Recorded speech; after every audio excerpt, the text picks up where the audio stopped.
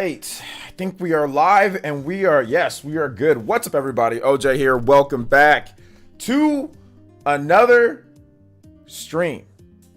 I hope everything's okay. Hopefully all the audio, everything good. Looks like everything is working good.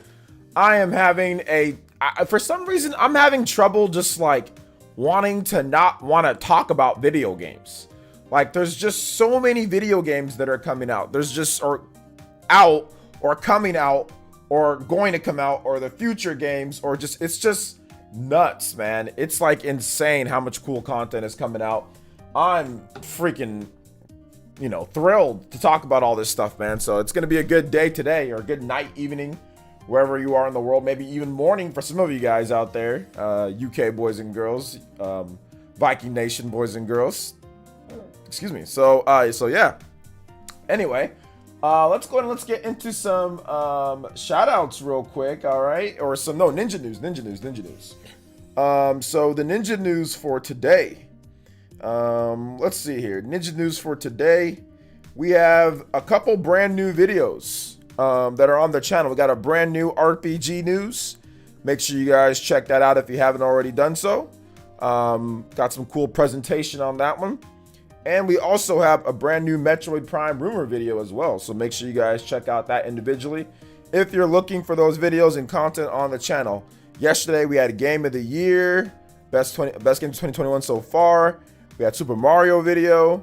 We had some more videos on SMT. So there's been a Black Friday deals, man. There's been like a ton of stuff, man. A ton of stuff. So yeah, just check out all the vids.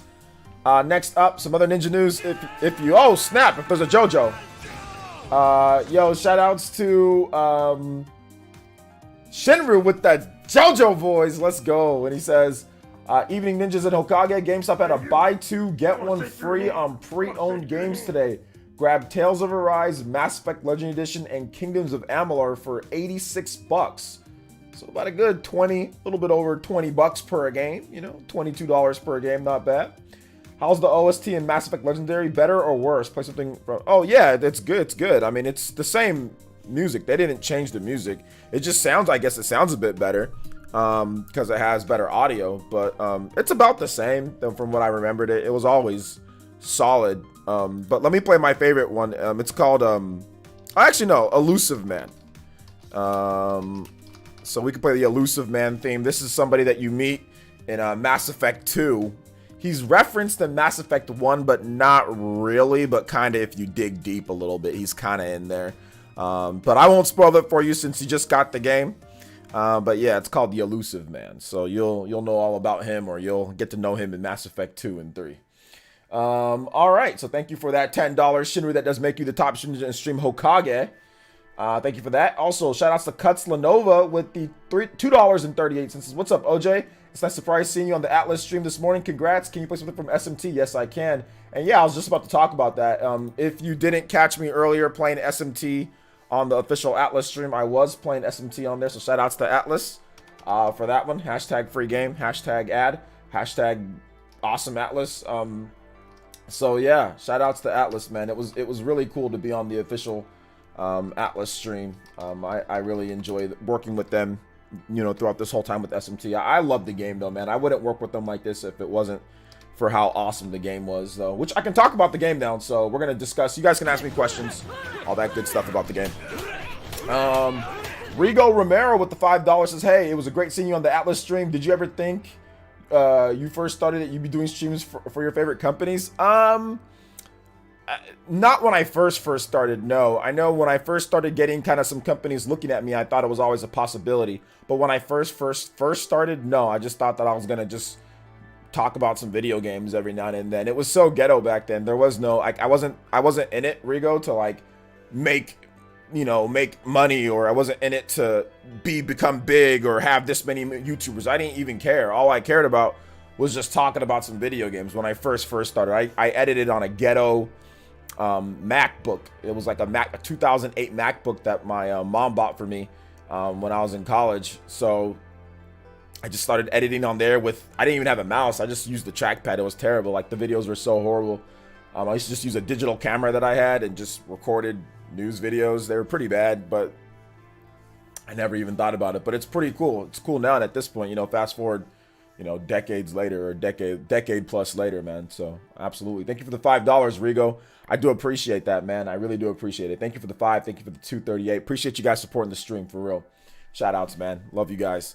So yeah, I was on the Atlas stream, so that was fun. That was a lot of fun. So shout outs to Nintendo too. Nintendo recommended me, you know, when they were looking for people maybe to potentially talk about the game. So I came highly recommended. And from what I understand, I went back and looked at the chat. Looks like the chat was actually being very nice to me. Like, I think the chat there treated me better than the other chats I'm on. Like Spawncast chat and stuff, man. So it was pretty cool. It was pretty cool.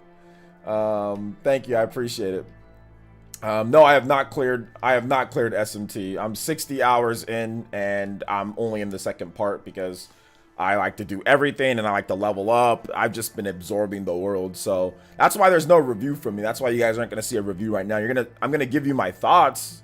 I can answer questions, but to be honest, I haven't even made it past the second world. And on top of that, Atlas doesn't want anybody spoiling the game for you, so it's not like I can answer stuff like spoilers anyway, you know, because they ask nicely to not spoil the game. So I'm gonna oblige by that. But shout outs, Huddy, thank you. Shinru with the $2 says played Mass Effect 2 and 3 on the PS3.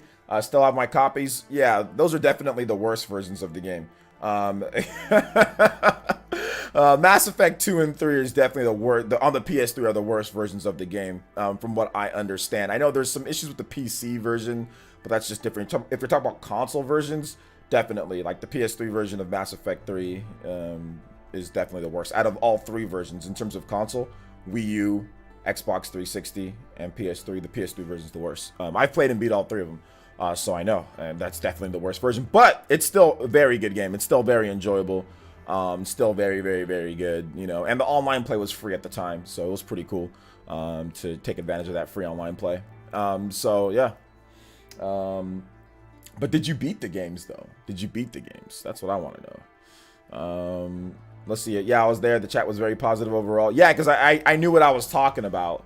Does the hard change the experience in Maka amount for SMT5? I don't think so. I have to double check on that though. I have to double check on that. Second part as in second area. Yeah, the second area. What else would be called the second part? You have the first part, which is the sand area. Then there's a second part. So the second part of the game. There's one part. There's different like areas or locations that you go to. Those are all just broken up into parts. So I'm in the second part of that area. So yeah, can't wait to download it when I get home from work at midnight. Did you pre-order it, Rigo? So if you pre-ordered it, you could have had it already. If you said download it, you could have had it already preloaded, so it'd be ready to go when you got home. This is not the PS3 ports were actually pretty good. I said they're the worst version. That's not true. The PS3 ports, they're playable. I played and beat them on there, but I said they're the worst version, which they are the worst version of the game. On the consoles, between the Xbox 360 and PS3 version of Mass Effect, trust me, John D, you don't want to go up this alley, bro. You're not that guy, pal. You're not that guy. Trust me on this one. I'm a Mass Effect super fan, okay? I've 100%ed every single Mass Effect on console, okay? Every single one. Even the Legendary Edition. Trust me, you don't want to go up this route, all right? Because I can sit here and I can break down everything for you. So just trust me on this one. The PS3 version is definitely not the best. It's the worst console version of the game, okay? So just trust me. You're not that guy, pal, all right? Not on this one. Not on Mass Effect. Not when it comes to Mass Effect. Trust me. Just trust me on this one. I know I don't talk about Mass Effect a lot on my stream, but trust me. The PS3 version is definitely the worst. So if you want, go do some research and then come back. All right, go look at the comparisons. Go look at what people said. Go look at the Digital Foundry. Go look at whatever you want to look at to reference it. Go look at that, then come back. All right. Go look at that, then come back. Because trust me, you're wrong on that one. Or at least maybe you're not interpreting what I'm saying. I'm saying it's the worst version. Not that it's not good. I played it on there. It was good. It was okay. But it's the worst version. It's the worst version. That's it. Let's see here. JCat with the £5 says, congratulations for the Atlas West, or for the stream on Atlas West. Thank you so much. I do appreciate that. Yeah, it was a very, very good stream. Very fun. Very fun stream. So yeah, I'm not really worried about the SMT eShop sellers. It doesn't, I mean, that's the type of game where people buy physically. That's more of a physical type of game, not an eShop game. So I don't really think that the eShop sales are going to be anything significant for SMT. It's going to be more about the Steelbook sales and the special edition sales. I take that challenge, OJ. Okay. Well, like I said, John D, go back, go research, and then come back and tell me where anybody says that the PS3 version is the best version of the game. Or that the PS3 version is the best. If you wanna go down this route, all right, challenge accepted. Go find me where anybody says the PS3 versions are better than the 360 version originally released. Go back and find me. Heck, the PS5 version of Mass Effect Legendary Edition isn't even better than the Xbox Series Legendary Edition. So Xbox Series X, the Xbox Series X version is better than the PS5 version. We can even go that route if you want to go new school with it. So feel free. There's nothing but Mass Effect you can school me on? No, I am. I'm telling you to go research it, then come back. Tell me, find me somewhere, give me a source where they say the PS3 version is the best version or that it's better than the Xbox 360 version. That's what I want you to do. I want you to find me a source where it says that it runs better and that it's overall better on the PS3. I want you to go find me that, then come back. Don't sit here and talk smack in the chat. I want you to give me a source so we can look it up. Give me a source. Since you want to take the challenge, let's do it. I'm down. I'm ready to go.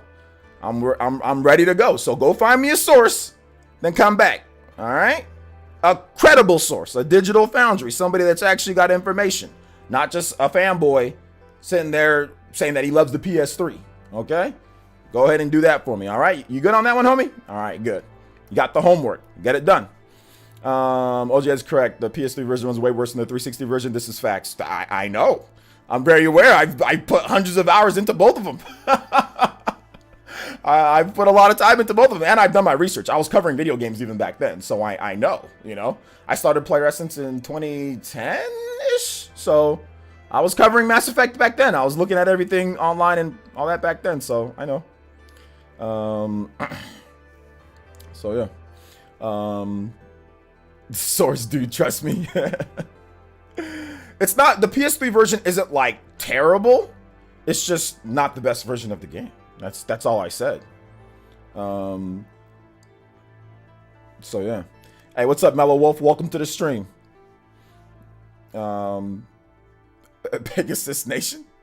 He says OJ is really ready for that smoke. When it comes to Mass Effect, I love me a good challenge in Mass Effect. So over the time, we've had people come here and try to say certain things about Mass Effect to me and try to say, oh, no, OJ, you're wrong. I'm like, no, not when it comes to Mass Effect, no. Yo, Bobby Jr.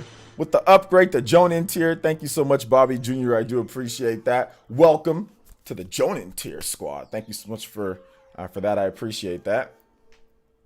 Alice is better than EA. I guess it's based on what type of games you like. If you like sports games and if you like shooters, then EA is probably your team. If you like RPGs, then Atlas is probably more more up your alley. So yeah, absolutely.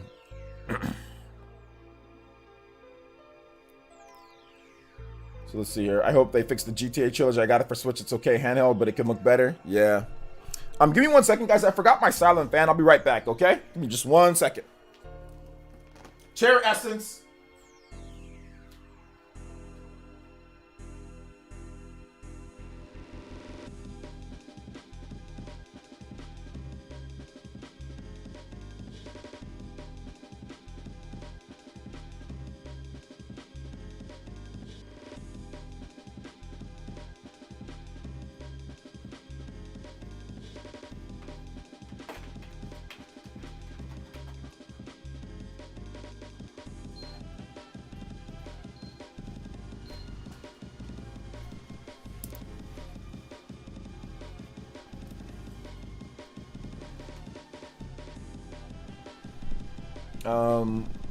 No problem. I had to hype for SMT5. Also, I forgot to get rid of the useless Xbox Live Gold. Yeah, Xbox Live Gold. I mean, unless you just want to play your games online, it's kind of useless. And if you want to take advantage of like Game Pass, you have to have Xbox Live Gold because a lot of those games on there are online. So it's like if you don't have Xbox Live Gold, then so it's kind of like they get you for all that, which makes sense though. You know, it makes sense. Man, PlayerEssence is solid. Yeah, PlayerEssence is a lot better than the old PlayerEssence. So yeah, man. Dude, I like KOTOR on the Switch port. I haven't even really... It just came out today, man. I haven't had a chance to play it. I'm just downloading it. So, I mean, I've already beat the game and played it before, though. So, I mean, it was good on the Xbox. So, I'm pretty sure it's good on the Switch. But I haven't even got a chance to play it, man. I just started downloading it. So yeah, we'll see. I'll probably make a video on it tomorrow. Hold on to the random anime questions and all that, guys. I'm not answering all that today, like One Piece and all. Just stick to like the SMT or stick to like normal gaming questions. I'm not talking about anime, and I'm not answering all those right now or today. So yeah, man. Let's see here. Tiny says, yo, OJ, congrats on getting the Atlas official SMT5 launch celebration. Yeah, very exciting. One little, actually, no, you know, I won't mention that just because out of respect for the, actually, I think I already did mention it, but whatever. Either way, yes, it was pretty cool. It was pretty cool. It was pretty cool, man. Let's see, if you're a casual player coming off the originals, though, you probably won't notice the difference in performance. Probably what Rockstar is banking on. I don't know. I mean, I think that from what I understand, like, I was supposed to get my review code, but there was a little bit of an issue. Nintendo did send me a review code for Grand Theft Auto, but there was a little bit of an issue with it, and I think I got back to them too. I thought I sent the email saying that it didn't work, but I think I got back to them too. Like, they're probably already out of the office or leaving the office, so they'll get back to me tomorrow with that. So we'll see. I haven't got a chance to check out Grand Theft Auto yet, but there's definitely some issues, it seems. I'll have a video probably talking about it tomorrow morning. Shin with the $3 says, OJ, I know it's not on today's topics, but could you shed some light on what's going on with Falcom? You quote tweeted something about their business meeting. Are they gonna go full on Switch production for their games? Any song from E's Origins? I need to actually play some different music, but no, not they. There's a game that they're developing internally. They used to never internally develop any type of games. They used to always outsource everything, but now there's actually at least one game that they're going to be internally developing. So they have their Switch dev kits now, and they can do some in-house, in-house development for Switch games. So that's essentially what it is. Not like I didn't say anything like full-on Switch development. No, that's not what I said in the tweet, or that's not what the tweet was saying either. They just, they're working on an in-house game that they're not going to outsource to someone else, to get the port done. So that's good. So yeah. All right. So let's get this next track up, and that is SMT5 theme. Let's get an SMT5 theme going. Maybe some of the battle music here. So yeah. Now they said they're going to develop for Switch from now on, and the first game will be boundless chose. Yeah, but I wouldn't completely. The translation, I don't think that's not what I read with the translation. I didn't read that it's going to be full-on Switch development from here on out and everything. I didn't read that. So, holy smokes! What the heck, Mr. Davis dropping the $100 donation. Goodness gracious, bro. Mr. Davis with the 100s. And he says, "Hey OJ, how you doing today? Good job today. I saw you just a little bit, but I do got a question about the game. Be coming out tomorrow, but it's just my first time playing. I think Rep a game. So it's probably gonna be scary to play. Might be too hard for me. Do you mean SMT, or do you mean what game are you talking about? First time playing REB game. What is that? Okay, Rockstar. Is that Grand Theft Auto, or is that, what are you talking about? It's either Grand Theft Auto with Shin Megami Tensei, or it's Star Wars KOTOR. I'm not really sure. Either way, yo, thank you for the $100 donation. Just clear that up for me in the chat, Mr. Davis. You guys give some love, respect, emotes, nook bells, shenanigans. My man, Mr. Davis, rolling through. We put the capital ones on there. So let's go, Mr. Davis.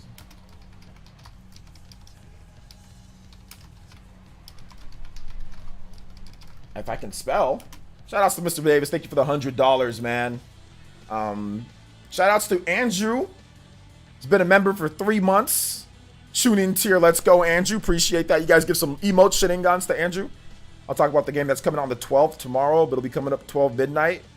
So I think you meant, yeah, SMT, not SEC, SMT5. So yeah, there's an easy mode in the game, so just pick the easy mode.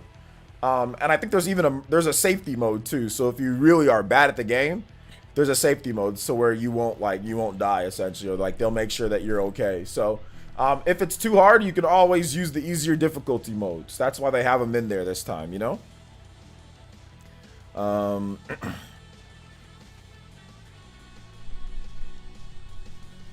That's no. Looking at the Digital Foundry video from says Mass Effect 360. Oh, hold up. Mass Effect 360 had better colors. PS3 had smoother. No. No. No. All right. No. That's no. Nope.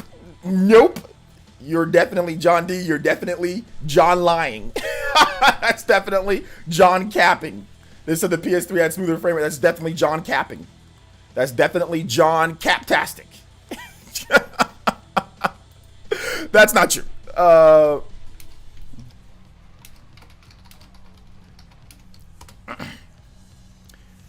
PS3 Mass Effect 1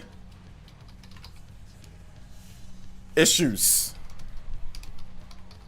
That's definitely Mick capping. There's a litany of sources that if you just go to, you literally just go to about Mass Effect 1, if you want to just talk about Mass Effect 1, that talk about Mass Effect 1's issues in terms of everything that happens with this game.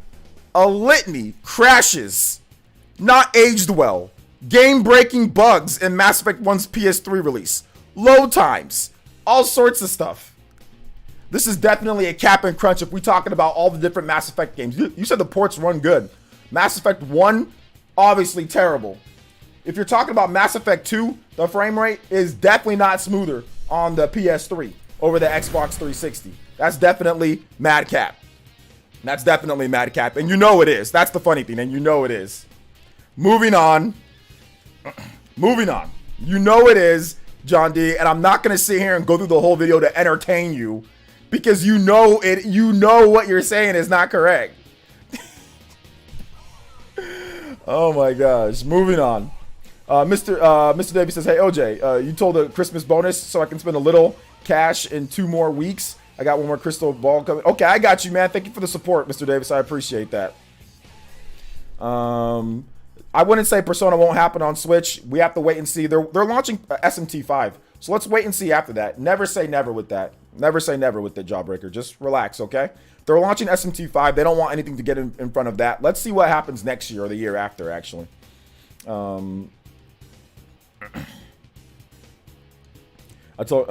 shout outs, Mr. Davis. I do appreciate that. Digital Foundry not credible? No, what I'm saying is that you're essentially paraphrasing, or you're taking one part of what they're saying and you're not saying the whole thing. That's what I'm saying that you're doing. Because I've watched that same video that you have watched, and it definitely didn't come away with the impression they definitely didn't say that the PS3 version was better. That's what I'm saying. They definitely didn't say that. What you're doing is you're fitting the argument to what you want to do and trying to push that as fact, when you know good and well Digital Foundry did not say the PS3 version is the better version. They did not say that, and you know they didn't say that. Yet you're trying to form it as if that was the case, and you know that's not the case. That's the reason why that's the reason why I'm saying I'm not going to go back and forth with you, because you know good and well that Digital Foundry didn't say the PS3 version is the better version. You know they didn't. Yet you're trying to form it as if they did. And you know they didn't. So that's the reason why I'm not going to address you on this. Plain and simple. You know they didn't. You know they didn't. So just stop, dude. Legitimately. I know your pride's getting in the way, but just stop. Because you know Digital Foundry didn't say that. They didn't. They didn't. You never said it was better. I said it wasn't worse. They did not say the PS3 version was better. I said it's the worst version. If there's 2 versions of the game, that means that it would be the worst version. So if you have 2 brothers that play basketball, Blake Griffin and his brother, one of them's not as good. That's the worst version of the Blake Griffin brothers. Not that he's bad. He's just not as good as his brother. He might be able to do some things as good as his brother or better, but he's not better than Blake Griffin. Blake Griffin's the better brother out of the Griffin brothers. Okay? There's 2 of them. All right? So you can still enjoy the game and acknowledge that it's the worst version of the game. That's it. You're being ridiculous at this point. You're really trying to maneuver. I said it's the worst version, not that it's unplayable. Okay? Are you okay with that? Jesus. Somebody, nah. This is, I'm not addressing it anymore because he knows good and well. He knows good and well. Digital Foundry said that it's the Xbox 360 version's better. They said that overall the 360 version's better. Yet he's trying to form it as if they didn't. He's trying to maneuver it and trying to say, oh well, no, they said. Stop. Digital Foundry said the 360 version's better. So there's nothing else for me to address. I've seen the same video that he's talking about, and I'm not going to entertain him watching the video on stream and try to. No, I'm not going to do that because I've literally seen the same video and the same article that he's talking about from Digital Foundry. I saw it back when it came out. I don't need to revisit it. I already know what they said. Rick with the $1 donation says, "Can you play Never Gonna Give You Up?" No, I can't play that. That song is copyrighted. That song is copyrighted. Copyrighted. So I cannot play that.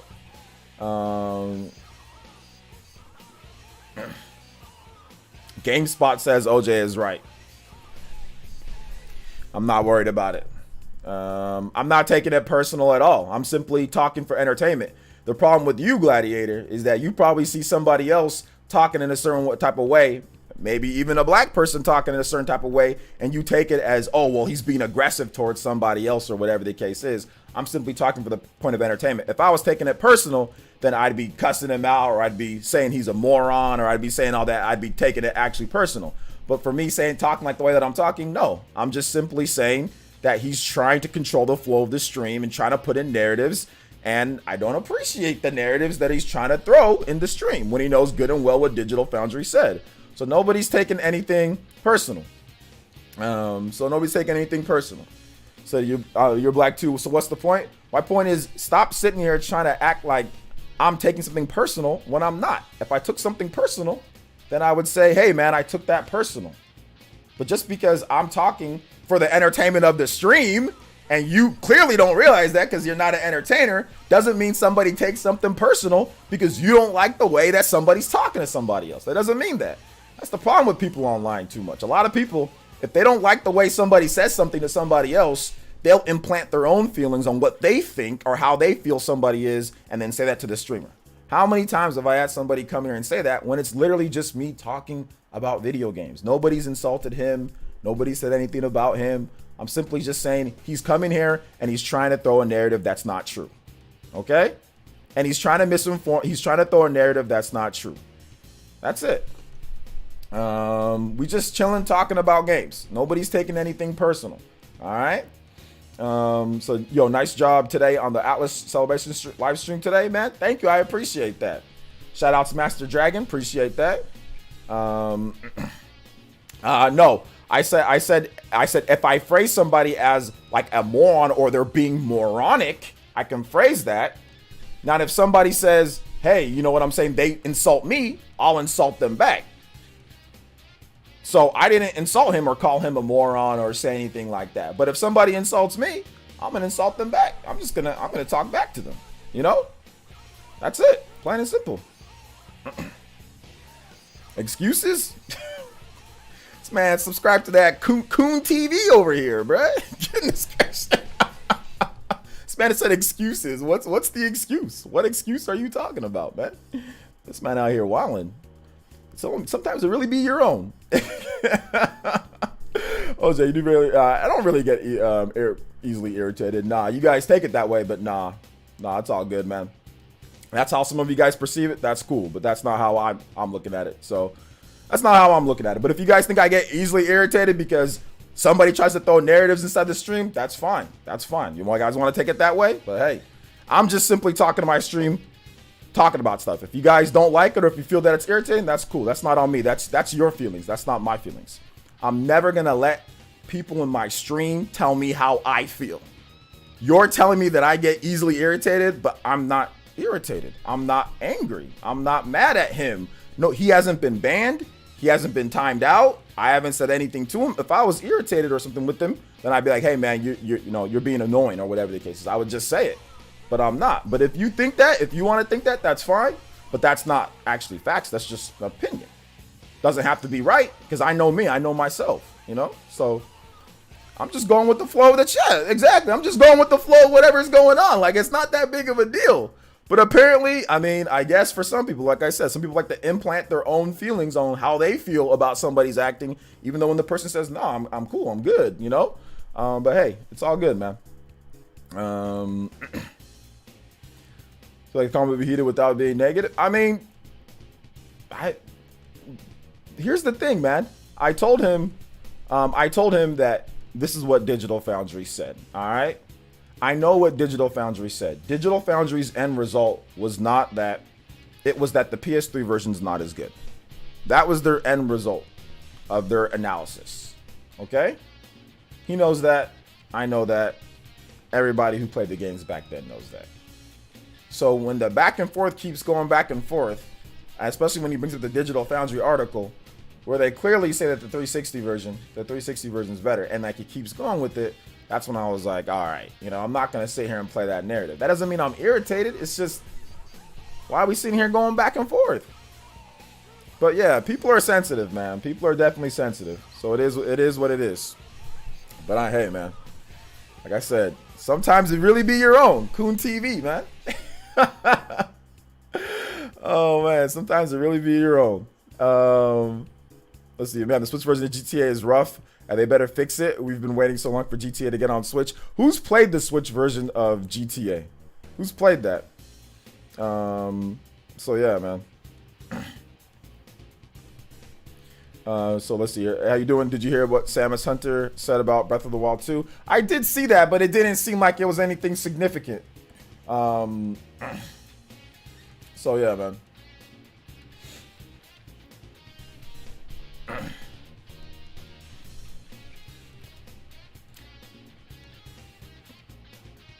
Let's see here. RGT made a video on it. Yeah, I saw RGT's video, but I'm asking you guys here. I'm asking if you guys played it, not if RGT played it. I already know. I'm subscribed to him. I watch his vids. I'm asking you if you guys played the game. Just this version is okay. Its graphics are better than the old game. Its graphics are better. I would hope so. The old game's on PS2. I guess it's not that easy to port over old PS2 games, right? That was the whole thing. It's an old 6th generation game. It's just an old game. It should be able to easily be ported, no problems whatsoever. I guess it's not so easy, man. And you know what the funny thing is? Everybody was using with the whole Kingdom Hearts thing. Everybody was using GTA. Oh, GTA, they got it done. It's like, well, did they? Oh man, dude, that's the funny thing. Roggy did, but it's not here to tell. Roggy did, but it's not here to tell. Okay, cool, I got you. Okay, Roggy played it. GTA never appealed to me, still hasn't. I mean, I can see why GTA's not. I'm not big on GTA either. That's why I wasn't really gonna check it out or buy it myself. I'm not big on GTA, but like I'm going to get a code. I'm pretty sure I'll get a code for the game. So yeah.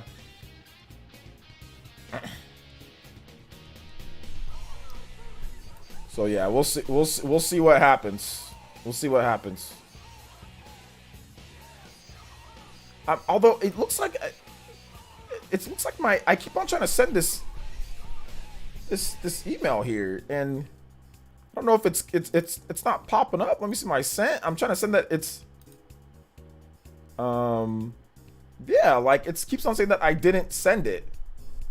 So that it's not what's it called? That it's not working. So I want to make sure that I send that, because it's for some reason it's not. Yeah, it's not popping up on there. So that's weird. Because I thought I could have swore I hit the send button multiple times, but for some reason it is not working. I want to check out the GTA games for you guys. You know? Let's see here. The graphics are better in original, but the money and the frame rate is not smooth on the Switch version. Or I heard all versions have some issues. That's what I heard. Is that true? That's what I'm hearing. MVG and other people talk about the other versions of the games too. So yeah. So let me just put this up here.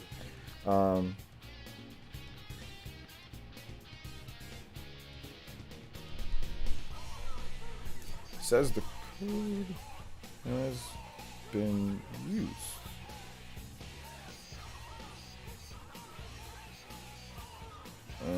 So yeah, I don't know why that happened. That's weird. That's super weird. Maybe when I tried to attach the pictures of what happened.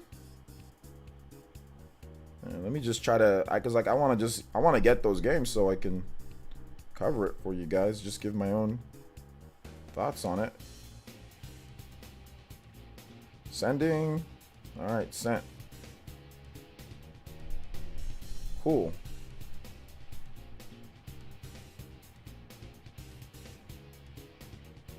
Okay, I think that. Okay, cool. Yeah, it looks like it's 100% been sent. So, I did that like 3 times. Let's see here. As far as I've seen, the games are a mess on every platform. So I guess the PS5 can't handle a PS2 game. Apparently, the PS5 can't handle a PS2 game. Apparently. Okay, it looks like I sent it twice. Then never mind. It went twice to her. All right, that's okay. Just email me the code. I can review it. No, the code's already been. It was the incorrect one, so nobody can use it, or it's already gone, or something like that. There was a mistake. I was supposed to. They were gonna send me a code. Nintendo was going to send me it though. So yeah, how's it on Xbox Series X? So yeah, how's it with there? Let's see. Yep, every single version has issues on every console. I'm guessing is the Series X version probably the best one? Wasn't PS2 weaker than the GameCube? Yes, but what does that matter? Target's buy 2 get 1 free sale means that you can get 3 copies of SMT 5 for $120. 3 copies for the price of the special edition. I guess that special edition is still sold out though, right, Paul? I don't think you can get it on like Amazon or anything, right? So let me double check. Amazon. Shin Megami Tensei 5. Premium edition.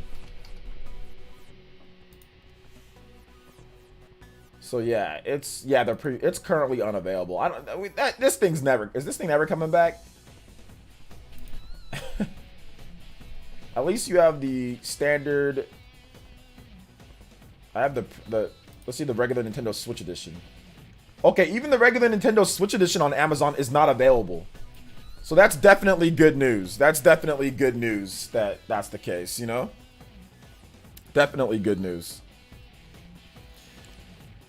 PC graphics are the better than the console. Okay, so the PC version is probably the best one. San Andreas on the Xbox isn't too bad. I did run into a few glitches though. Oh, okay, Blue Dragon. Hey, shout out to Blue Dragon Fire Blogs. What's good, man?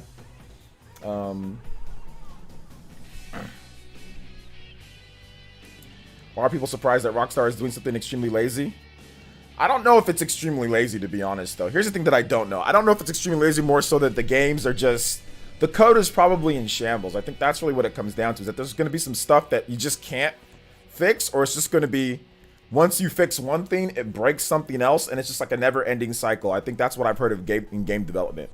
When you're porting something, like a remaster, like, it's based on the game itself. If the game's code was good or is intact or it was easy or you preserved it well or whatever the case is, then it's easier.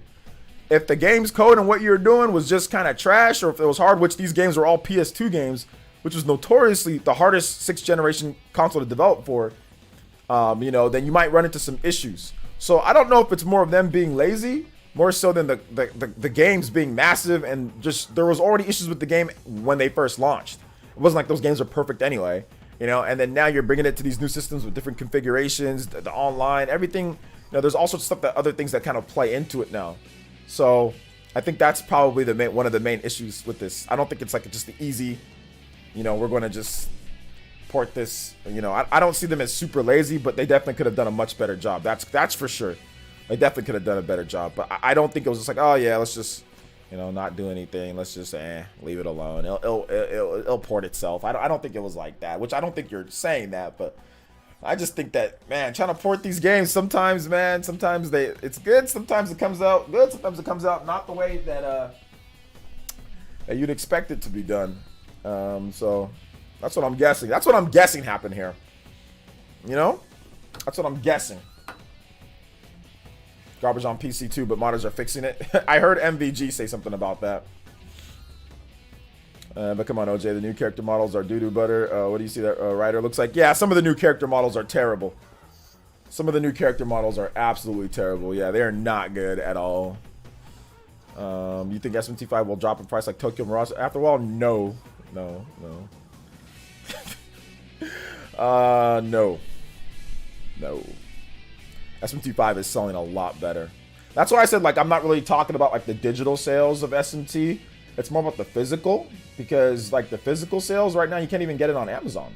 Like the Steelbook edition, you can't get the premium, and you can't, like, there are like Atlas looks like they almost sold out of all their stock of it. You know, and I'm getting reports, you know, Chuba up in Canada, and I'm getting some reports here and there that SMT5 is like they're selling out of all their pre-orders. You know, I'm guessing that they didn't order a lot, because I don't think Atlas thought that this game was going to be like, you know, they had a certain sales target, so I'm guessing they didn't put in like as much as they would do for like Mario or even like Metroid Dread. I'm guessing the shipment was less than that, but at the same time, that's better than like SMT4 or SMT3 or any other SMT game like in the history of SMT games. So yeah. Let's see, Tokyo Mirage just really got on sale on the eShop. I want that game, but it never drops. Yeah, you're probably gonna have to, like, I think you might be able to get a better price just importing it, maybe. We got a question. What month is the Game Award? Oh, the Game Awards, it's December. I'll let you guys, it's somebody on the Twitter. It's like December 9th, Mr. Davis, but we'll get the exact date for you. One of my mods will look it up for me. RX Gaming says, oh, what's good, OG? I'm ready for SMT, baby. Yes. Nintendo's handling the publishing here in Europe. Okay, in Europe they're handling the publishing. Okay. Distribution and publishing. Yeah, which I did know about that. I think they're also doing some stuff with GTA too. So, other than Metroid, what's the best chance at Game of the Year? Best chance at Game of the Year other than Metroid for Nintendo? The best. I mean, if you're gonna count Monster Hunter Rise, maybe that'd be the only other game that I can think of.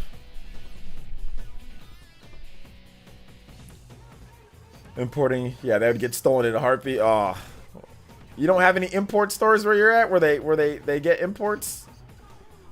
Let's see. So OJ, what's getting snubbed at the Game Awards this year? Ha! I don't know, man. We'll have to wait and see exactly how it all goes down. You know, what happens there. So yeah, we'll see what happens.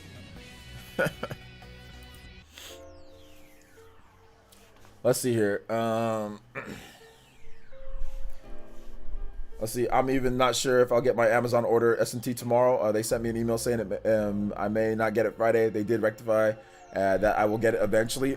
Yeah, you know, I looked at my they shipped mine. So they shipped mine to me. Atlas sent me like this package of just a bunch of swag, SMT5 swag. I thought it was a special edition, but it wasn't. But yeah, Amazon said that mine. I got an email saying that it was shipped. So yeah, it's my package is shipped. So I did get an email saying it was shipped, and I'm guessing that it will be here. It says tomorrow by 8. So be here tomorrow by 8. So hopefully I get it Friday. We'll see. People still arguing about Xbox versus PlayStation on a feed where I simply said, you know, if you want to get a PS5, shout outs to my man Jake. Let's see here, SMT5 merch. Yeah, I got like some stuff. I guess maybe I might do a video on it. I'm not sure. Let's see here. You already know SMT5 is gonna get snubbed. Oh yeah, SMT5 is gonna get snubbed. I'd be surprised if I wouldn't be surprised if SMT5 doesn't even get nominated for Best RPG of the Year. Like, I wouldn't be surprised. I wouldn't be surprised at all. You know? December 9th for the for the Game Awards, December 9th. So take off December 9th. It's usually in the evening, so take off that. Let's see, did you get that Nahobino Sleeping Mask? I think that's what it is. I think that's what it is. Yeah, I think that's in there. So yeah. When was the last time JRPG won Game of the Year? A JRPG from the Game Awards? A JRPG from the Game Awards has not won Game of the Year. Has never won Game of the Year. Or a JRPG never won Game of the Year. No. Never won Game of the Year. Nominated but not win. Nominated but not win. The closest thing to anything, to even like a Japanese RPG to winning Game of the Year, would be Legend of Zelda Breath of the Wild at the Game Awards. That'd be the closest thing to a JRPG winning Game of the Year. Although, if you want to say like the fan voted Game of the Year, Fire Emblem Three Houses won that in 2019 from the Game Awards. So when the fans voted, they voted Fire Emblem Three Houses. So I guess yes and no. What was nominated? Persona? Persona was nominated. Yeah, Persona was nominated in 2017. Final Fantasy VII Remake, it was nominated, but it did not win. How close was FF7 Remake? It was nominated, but it didn't win. It didn't win. Last of Us Part 2 was by far going to be the winner. Like, we all knew that Last of Us Part 2 was going to win the Game Award. Like, it was going to win Game of the Year. I think that was very clear that it was going to win Game of the Year. Especially with those, I mean, with the way the media was talking about it. Yeah, I mean. So, yeah. Persona 5 was nominated because that's AAA. I don't think it was nominated because that's AAA. There's been indie games that have been nominated. I think it was nominated because it was a really good game. Let's see, Xenoblade X was nominated for Best RPG in 2016, surprisingly. Yeah, but that's just Best RPG. We're talking about Game of the Year. So yeah. You prefer Ghost? It's called The Last of Us, not The Lasting of Us. Downloading GTA right now. All right. The media was going crazier than the actual Last of Us fans. Oh, the media loved The Last of Us Part 2. Oh man, they loved The Last of Us Part 2. They thought it was the greatest thing, you know, ever in the history of video games. Let's see, the Witcher DLC one instead of Xenoblade X. Yeah, that was very unfortunate. But most of the people, I mean, that was the Wii U though. So, like, why would the Wii U win anything? The Wii U barely won anything. The Wii U legitimately didn't win anything. Even when they had games that were Game of the Year quality or Game of the Year worthy, they weren't even nominated. Like, was Bayonetta even nominated in 2016?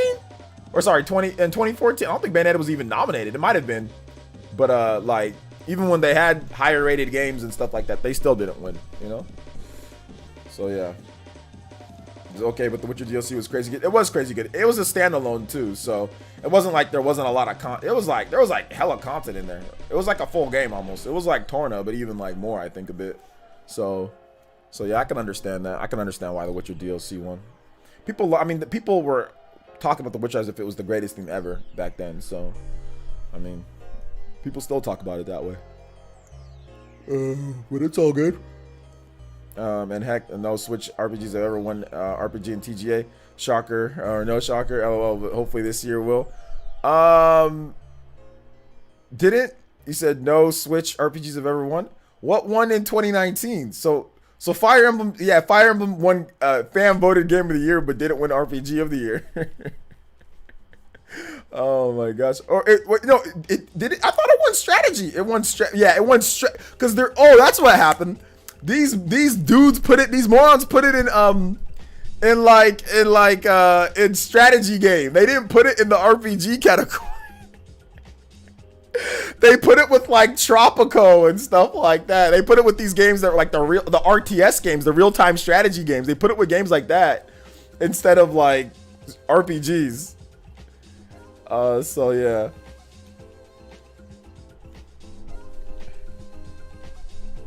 Oh my gosh, man. That's so funny. Oh man. That's hilarious, dude. The Witcher 3 gameplay is low-key clunky. I've said that forever now, that The Witcher 3 is a clunky, and it's a game that's clunky and doesn't really play that well, but, you know, people will sit there and say, no, you're wrong, and no, it's great, and I still, after all these years, I've tried on 3 separate occasions to get into The Witcher 3. I tried originally on the Xbox One. I tried it again on the, I think, PC. Then I tried it one more time.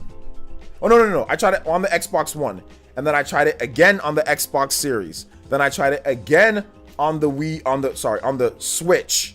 On the Switch. I tried it again on the Switch. And each time I just don't find it to be, the gameplay to be very good. I think the graphics are good. The open world is cool. The story seems cool. Everything else about it seems really good. But the gameplay is just clunky to me. So yeah. And yes, Disco Elysium won, but it wasn't announced for Switch at the time. Yeah, Disco Elysium. Apparently that game's super good. So I mean, what can you do? I want to shake your hand. Shout out to the 200 plus people watching. I do appreciate that. You guys make sure you hit that like button, subscribe if you're someone new, click that notification bell. Shin with the dollar donation says, I almost bought a Switch OLED from Walmart, Best Buy. I didn't see an option for protection plan, so I opted nah. That shouldn't be the reason why you don't buy something. Hopefully GameStop will get some in stock, then I'll buy one. Have a HDR TV. Seems like seems as good as an OLED display. An HDR TV is as good as an OLED display? No, HDR is simply a technique used for brightness and lighting, like an HDR on there. But that doesn't mean your HDR TV, that doesn't necessarily mean that it's supported with certain with your games.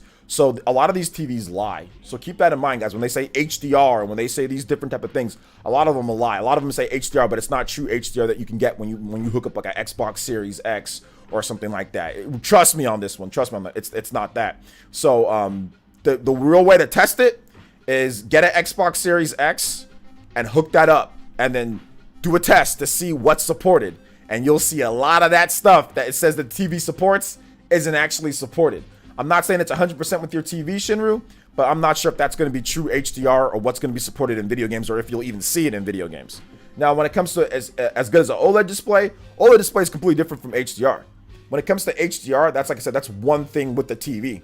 But the OLED, it's how the TV is built, individually built like backlight crystals, right? To turn on and off. You can have a TV that's not OLED, but supports HDR, right? And it's not going to get you the same type of display that an OLED will get you. So it's not going to be the same. You know what I'm saying? It's not going to be as good when it comes down to it. But, you know, so yeah, man. Isn't HDR 10 plus the one that you want? Yeah, but sometimes they be lying about what grade of HDR it is. But yeah, that's essentially which one that you want, J2. It's essentially that, man. It's essentially that. But yeah, they do lie. Like, I can bring in my I got a TV that's a spare TV in my living room right now. It's a Samsung. It says HDR on the box. Dude, it doesn't support real HDR. When you hook up your Xbox Series, it doesn't say HDR. When I hooked up my Xbox One X, nope, there was no HDR on there. So yeah, they be lying sometimes too. So yeah, I have RE2 and RE3 remake, and they were comparable. That's how I knew. RE2 and RE3 remake. Like I said, if you have an Xbox, do you have an Xbox One X? Hook up your Xbox. If you have an Xbox One X, hook it up and then go through a TV test to see what it supports. Then you'll know if it's true or not. See what check marks are there and see what aren't. You know. But yeah, I feel what you're saying, that they slap all this stuff on there, and then it's not really true when it comes to actually supporting it with video games. Maybe you get it with some type of extra lighting with like a movie that you're watching. It's a little bit brighter than what a normal TV would be, but a lot of them be lying about what they support and like what's going on there. So yeah, PS4 base model. Oh no, you can't tell about real HDR with the PS4 base model. That's not. Nah. You can't tell real No. PS4 is not going to get you anything that's real HDR or anything like that though. So you need an Xbox One X, or you need a I think maybe PS4 Pro. PS4 Pro, you need an Xbox One X, or you need a Xbox Series. You need one of those. Not a base PS4 doesn't even do HDR, if I'm not correct. I think the PS4 Slim has HDR. I don't know if it's real HDR, guys. I don't know about that. I don't know about anybody talking about PS4s having HDR.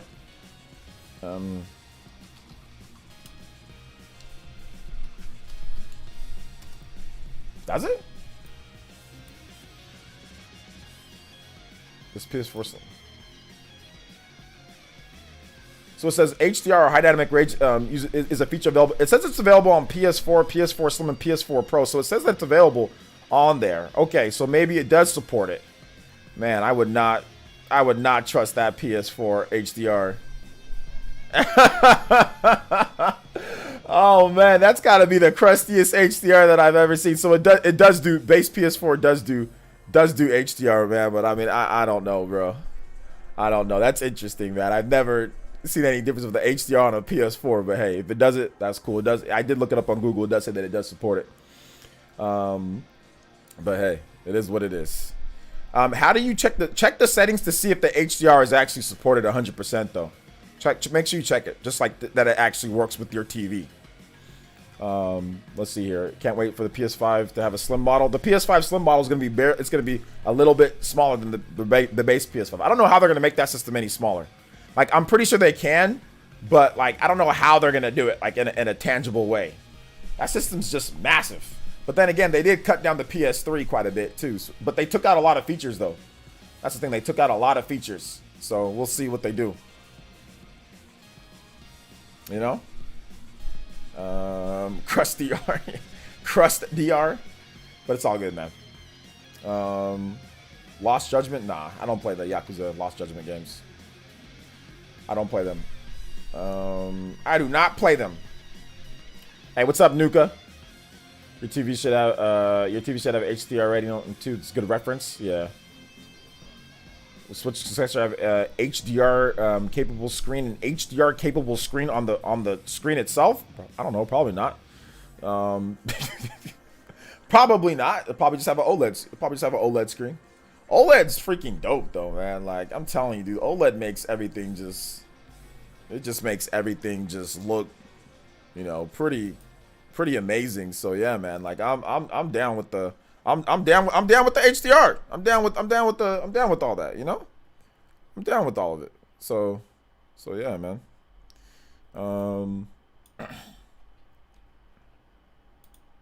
So yeah, absolutely. Oh, this is my favorite song, Snow Castle. Let's go, baby. The Snow Castle.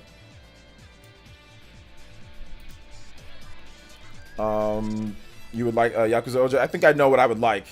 And no, I don't want to play it. I know what games I would like and what I wouldn't like, guys. I've been playing games for a long time. Steam Deck is going to need a slim model. Steam Deck be like big old box playing like this. But I guess it feels almost like I was playing with the Switch grip. So for guys like me with big hands or girls with big hands, like the Steam Deck's gonna feel pretty comfortable. And if you have tiny baby hands, like tiny, you know, Laney Omega hands, then yeah, it might not be, you know, it might not be too comfortable for you, but we'll see. What's up, OJ? Gonna be a Jump Festa 22? I don't think so.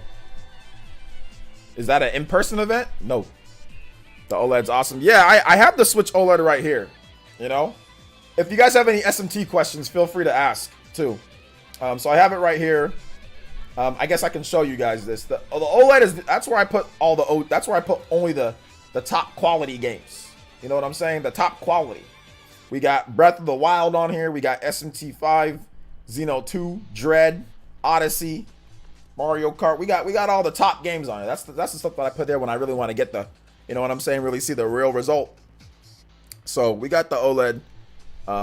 And when I'm playing SMT on here, it just looks right. It just feels right to play, you know, to play the game on here, man. It really does. It just feels crazy.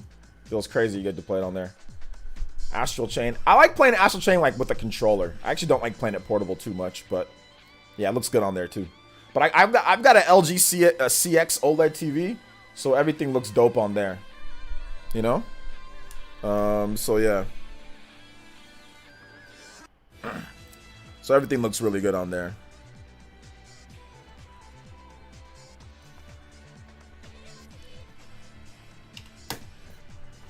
Switch OLED looks good next to a PS5. I mean, not really when you look at it closely. Oh, you mean the actual system itself? Oh yeah, it does because of the white. Yeah, it really does look good. So if you have it on your entertainment system with the dock, yeah, it looks really good. Do you replay a lot of your games? If I like the game a lot, yeah. Excuse me. This man's giving ratings to games in this chat. All right, out here giving review scores. So this song is legitimately OD. This song is so good, man. This song is so good. Yo, we gotta rewind that. This is like the best Tekken song ever. Yeah, that white made the... Yeah, exactly. The white was good with it, with the contrast with the black. Like, it makes it look, like, symmetrical. And look, one of my favorite Pro controllers? If you got this, it makes it look very good next to each other. Check that out. That looks like they're, like, the same thing. This is one of my favorite Pro controllers. It's the Smash Brothers Pro controller. And it looks really good next to the OLED. But, yeah, like... Well, I can't, you know, I'm not going to talk about it too much, but, like... It just looks, it's hard to see, but it just looks vibrant and beautiful. You know, I'm in like in this like red haze world, but like it just looks, anything for me to play SMT. Look at that, guys. I'll find any way to play SMT. It just looks so vibrant, and like I love like the little like the fog and the mist of the colors. It's just so smooth, man. I know it's hard to see, but it's just so... It just feels good to play SMT, a turn-based RPG, lying down in bed at the dentist's office. I was playing this at the dentist's office. I was like, yo, this is legit. While I was waiting, I was like, yo, this is really good. So yeah. The only thing is that I don't know if Atlas wanted me to turn on the animations, but I forgot to turn on the animations for well, the full animation for the live stream. But I think they were, it looks like they were cool with it, or they didn't notice. But I'm pretty sure somebody in the department might have said, you forgot to turn on the animations where you see them actually do everything. But yeah, hold up. Let me play that Snow Castle one more time, man. I used to always watch my friend Andre play this game quite a bit. Oh no, we lost it. Oh, wait, hold up. Okay, I'm just going back and forth between the two. Okay, here we go. You get them cavities, my guy? It wasn't too bad. I had a root canal that I have to take care of right here. And then a little bit of tooth decay. I think there's like one little cavity there. So it wasn't too bad. It wasn't too bad. But the root canal, that was the expensive thing. So yeah. But it wasn't too bad, man. I haven't been to the dentist in a hot minute, though, to be honest. So for how long I haven't been to the dentist, it's like, it actually wasn't that bad. Like, when I told them that I haven't been to the dentist, like for like a decade or something like that, they were shocked that my teeth were, you know, as in the condition that they were in. They're like, oh, that's pretty good. You know, you're supposed to come like every year. You're supposed to come. I'm like, yeah. I went through a little bit of a rough patch throughout college and afterwards where I couldn't afford the dentist. So, but now I can go now. So I went. So yeah, it wasn't too bad. It wasn't too bad. But I brush my teeth. I floss. You know, I use mouthwash. Like I take care of my teeth, though, you know? I got, you know, it's nice. It's nice. So, it's not like I don't take care of my teeth on my own, you know? So, yeah. It's been too long since I've been to the... Yeah, it's just expensive, man. It's expensive. Let's see. Does SMT have demon evolutions like previous SMT games? Evolutions? Yeah, you know, I'm not going to answer that, but you can expect some cool stuff to happen, that's for sure. You can expect some cool stuff to happen, that's for sure. See, like, I'm hitting this dude right here with this attack that I've got. I just got this chick. She's very good. Parvati. I like her. Parvati. So this isn't a spoiler. It's just one of the demons that they've actually already talked about. Parvati. She's like one of my favorites. She's a... this beautiful goddess of love is one of the Shiva's wives in Hindu mythology. I love the Hindu mythology in this game. It's always really good. So she won Shiva's love despite the fact that she was aesthetic. So yeah. So yeah, this one right here. This girl, she's my... Look at that red. Look at that vibrancy. So yeah, she's my girl. She's a healer, dude. She is a healer. I love her skill. Her skill's so good because she has this move called Bowl of Genia, I think. And what it does is that it greatly increases the effect of the next HP, like the healing skill, and allows you to heal past max. So, and she has +4 on all of her healing skills. So she's like a super healer. Super healer. So it's pretty good. And she also has this other skill. I think it's called the I'm playing on hard, so it's good. You gotta heal. You gotta have a healer. She has this other skill called heal Pleroma, and that's a really good skill because that skill, it increases your magic healing effects. So if you do that, you hit it with you have the heal, the passive skill. Hit him with the heal past the actual health with the +4 on the media. Yo, big healing props. Big healing. Super healing. So, like, the strategy with SMT is what I love the most. You know, is what I love the most about it. So, it's pretty good. What sort of changes or updates do you think they put into Metroid Prime Remaster, if that's true, if that's really true? Probably just, I would say, map updates, you know, probably changing the, of course, obviously graphics, you know, resolution, controls. I think that's gonna be something they tweak with as well. I think they'd add in the controls from the from the Wii version, and also have the controls from the GameCube version. So that'd be the first time ever that you'd be able to play Metroid Prime 1 with motion controls and also standard controls on an official release. Maybe you can do something on PC or something like that, but on official release, it's either one or the other. It's either you play it with standard controls on the GameCube, or you play it backwards compatible on your Wii, you know, on the GameCube, or you play it with the motion controls from the Metroid Prime Trilogy. So if they did it this time, I think it would be pretty cool because you can play both, you know, kind of like Skyward Sword, right? Skyward Sword had motion controls and it had standard controls. So yeah. Let's see. Would you prefer a more straightforward topology map? I mean, I don't know how they would do it. I just know that sometimes I would get confused with the wires. But yeah, I think, you know, like SMT5 has just a straightforward map, you know, where it's just flat, and then like they'll say like, hey, this is on top of something. This is a building. Like you can go up this. And I think maybe that might be what they should do. I know that it was probably a good idea for the time, but man, those maps in Metroid Prime is just kind of weird.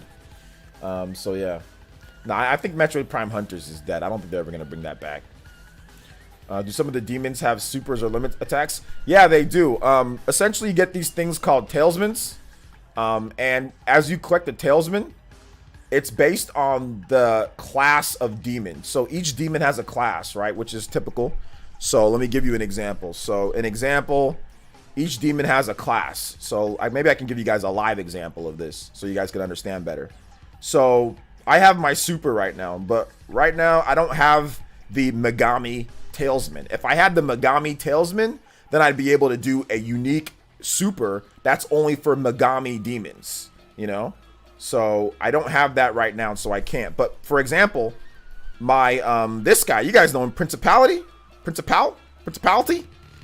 I have the divine, he's a divine class of demon, right? And I have the divine Tailsman. So with this demon and the divine Tailsman, I can do the super Sea of Stars. And what Sea of Stars gives me is that Sea of Stars is moderate HP recovery to all allies.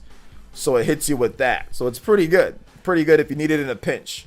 So yeah. So you have to collect the Tailsmans. Yeah, we're talking about SMT5. Shoutouts to Massive Rican with the Joe. Shoutouts to the JoJo boy. Says means you had a hard time with Doom maps. I like the maps personally, but they could use an update. Yeah. You know, I don't even like Doom. I don't play Doom much. I play Doom, but I'm not a big fan of Doom.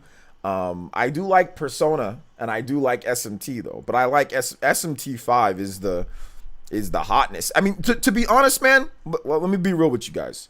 I think for me, SMT5, this type of game, it just fits so well with the Switch. Like, there's something about playing this game, and you guys will see it, you know, when you guys start playing. It's that it's addictive. It's so addictive because of the momentum-based system. You never feel like when you go into battles, like you never feel like, okay, like this is just going to be the standard thing. Like you can just, you know, just steamroll them. You know, you can just roll right over them. And that makes the battles fun, even when you're way stronger, or if you're not strong enough, it also makes the battles fun because you want to strategize. So there's just something about that momentum-based system that you play in Tokyo Mirage Sessions, SMT, and Persona that just makes it feel right. And now that we finally have a high quality mainline SMT, not Tokyo Mirage Sessions, but a high quality Mega 10 game on the Switch that's built for the system, that's open-ended. I think that it fits perfectly for the system, man. It just feels right. I don't know. It just feels right. Thank you for the $10 though. I appreciate that, Mr. Massive Rican. So yeah. There could be some info at the Metroid Prime Remaster at the Game Awards. Yeah, Hungry Gengar, check out my YouTube channel too. I kind of go more in depth with more of this stuff too. So I think I answer a bit more questions if you have some more. But of course, you're free to ask the questions here too. But I go more in depth with some of the stuff. So when you get the opportunity, you can subscribe to my YouTube channel, PlayerEssence, of course. Also, I want to say big shout outs. Thank you guys for 81K on the channel too. I appreciate it. I think I crossed 81K with this stream that I did. So thank you guys so much for the 81K. I do appreciate that. Let's see. I am subscribed. I've been following your videos closely. Okay, cool. Check out my most recent video then. You're probably at work or you're busy today on Metroid Prime. So I talk more about it, like what was going on there and what maybe I go in depth. It's hard for me to remember everything that I say when I do my videos because like I have so many people chatting. So that's the reason why I say just check them out. But I'll answer any questions that you guys have when it comes down to it. Pravati was goated in SMT4. Yeah, she was goated in SMT4, but I think with SMT5 it's even a little bit better too. It's even a little bit better with SMT5 because of some of the other things that they've done here. Absolutely waiting for my Fall Man edition on deck. Says it shipped. I hope it ain't delayed. Perfect for the Switch. Yes, perfect for the Switch. Absolutely. You mean Tailsman? Yeah, that's what I said. Tailsman. Did I say something else? Hey, I got news. I almost beat the boss of Metroid Dread, but I keep dying. Keep trying, man. Keep trying. You'll get there. Well, new to Atlas game. Play P4G and P5R, so I don't know with what to go to start SMT to start with 3 or 5. Just start with 5 since 5 is already here. If you haven't played 3 at this point, then just start with 5. 3 and 5 aren't really related story-wise, so you don't need to play 3 before 5. You could just start with 5. That's the new game. So just start with 5, and then if you really like 5, you can go back and play 3. See how you like 3. Hey, what's up, Nintendork? You did another stream today? I did another stream today. Did I? No, I just did the Atlas stream, and then right now. Decided to play P3 and P5. This was my first SMT game. I cannot wait to get my copy tomorrow. Yeah, hungry. It's gonna be good, dude. Pre-ordered SMT5 through GameStop today. Nice. There you go. Get the game. It's good, man. Hashtag free game. The heal pass max mechanic is awesome. Love that. Baby Default 2 and Octopath. Yeah, I think that's really good. The only thing that I would say, like, if there was any, which I'll talk about in my video tomorrow, I'm gonna make like a big SMT5 video, clickbait / you guys better all watch it because it's hype video tomorrow. Good clickbait though. The only thing that I would say that I would say is that I wish that there was like a speed up option, like Bravely Default has like a speed up option where you can watch the full animations and still speed up the game, you know? Like you can do like 1 time or 2, like 1.5 times the speed, 2 times the speed, 3 times the speed. So if you still want to see the animations, you know, because the animations are cool, but you just want them to go faster. I mean, it's a minor complaint, but yeah. I mean, they have it. What they've done in this game is that they have it to where you can press the A button and skip the animation. So you can play the animation, and then when you feel like skipping it, you can just press the A button. However, you can't skip it at any point. Like if you've already kind of went through with some of the animation, it'll finish the whole thing. There's like a gap, like there's like a window between when you can press the A button and it'll finish the animation. If you press it fast enough, then it's okay. But it's not like you have like, oh my gosh, I gotta press it before the, you know, whatever. But you guys will see when you go into the options, you know, you'll see what I'm talking about.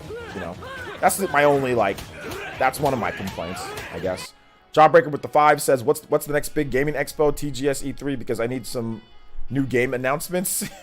You need some new game announcements. Okay. The next big, it's the Game Awards. So let's get to that, and then we'll go from there. You know, after there. So we're not even at the Game Awards yet. So let's get to the Game Awards, Jawbreaker. Thank you for the 5. Let's get to the Game Awards, and then we can talk about what's going to be next after the Game Awards once we get there. But we still need to get there. So yeah. Does the chip shortage affect the Switch OLED supply? It does. Check out my video where I talked about it.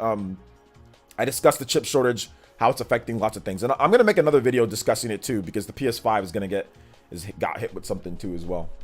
But thank you for the 5, Jawbreaker. Are you gonna use the DLC in your first SM5? I think you meant SMT5 playthrough.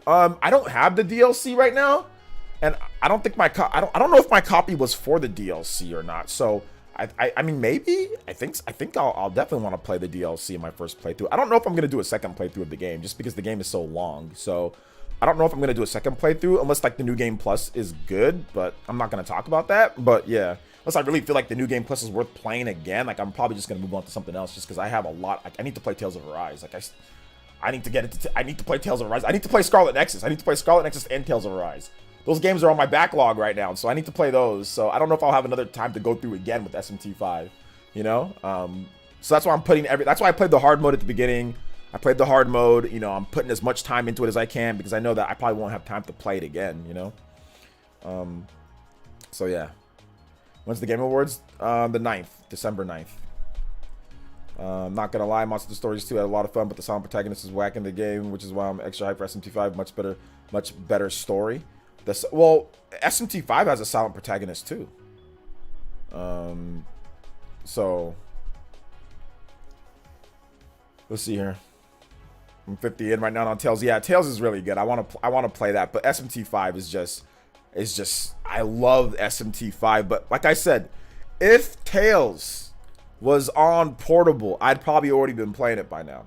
The problem is that, like, hooking up the PS5, which is in my office right now, and I don't have like my OLED display in the office, so then that means I want to go to the living room and play it in there. Then sometimes I want to stream, I gotta move it back and forth. It just creates a situation to where, you know, like, I just don't feel like playing it as much. But I can tell you right now, guys, I've probably put, like, I have 60 hours in in SMT5. I'll talk about Persona when it comes to like my Vita, how much time I put into that. But in SMT5, I have 60 hours in this game, and I've probably put about 30 hours in portable mode. I probably put about half of that time in portable mode. If I wasn't playing in portable mode, I would have never put in that other 30 hours. Because all of those hours are me. I'm at the dentist office waiting for my appointment. I'm at the car shop, you know what I'm saying, waiting for that. You know, that was a couple hours there, an hour there. I put another couple hours at my mom's house, you know. When I was lying down, I put another 2-3 hours over there. A few times I put a few hours into there. Lying down in my own bed right before I go to sleep, I'm like, let me just play SMT. Like, I'm about to go to sleep, and I'm like, let me just go play SMT real quick. But I never say oh, I'm about to go get up and go turn on my PS5 and go to my living room and play a video game. I never do that. But if my Switch is right there in my room, I'm gonna grab it real quick and play like an hour or 2 hours before I go to bed. So I know for a fact I would have never put in this much time if it wasn't for the fact that it was portable, you know? That I can just take it anywhere that I want. So yeah. Let's see here. Jawbreaker with the $5. Tales of Rise will come to Switch eventually. Namco loves their late ports. Yeah, eventually. We'll see when it comes though. Eventually it'll come. Are you a trophy chaser? Nah, not anymore. Also, is there any achievements and trophies? I don't think there. Is there like a makeshift ghetto one? I don't think there is. No, not from what I understand. Nothing's popped up in SMT5. That's like I mean, the closest thing would be the meme man list, where like if you get all the different the meme, those little red dudes, there's like a list of stuff that you get rewards. So there's that, and then there's like your quest log, and like tells you like what's done and what's not in progress, and like your reward. Like, but it's not like achievement. Like, it doesn't pop up outside of like built within the game. So no, it's not like a attack this person this many times and do this. They don't have any of that, at least not from what I see here. So which do you like better, OJ, for gaming, TV or monitor? Oh, OLED TV. Maybe for playing competitive games, like playing Smash, a monitor is good for the fastest response time. Although my OLED TV response time is pretty good too. But, excuse me, when it comes to playing, like what do I like to play games on? Like a OLED display. Like a OLED display for me. OLED TV. SMT5 is the portability is a match made in heaven. It really is. It really is. So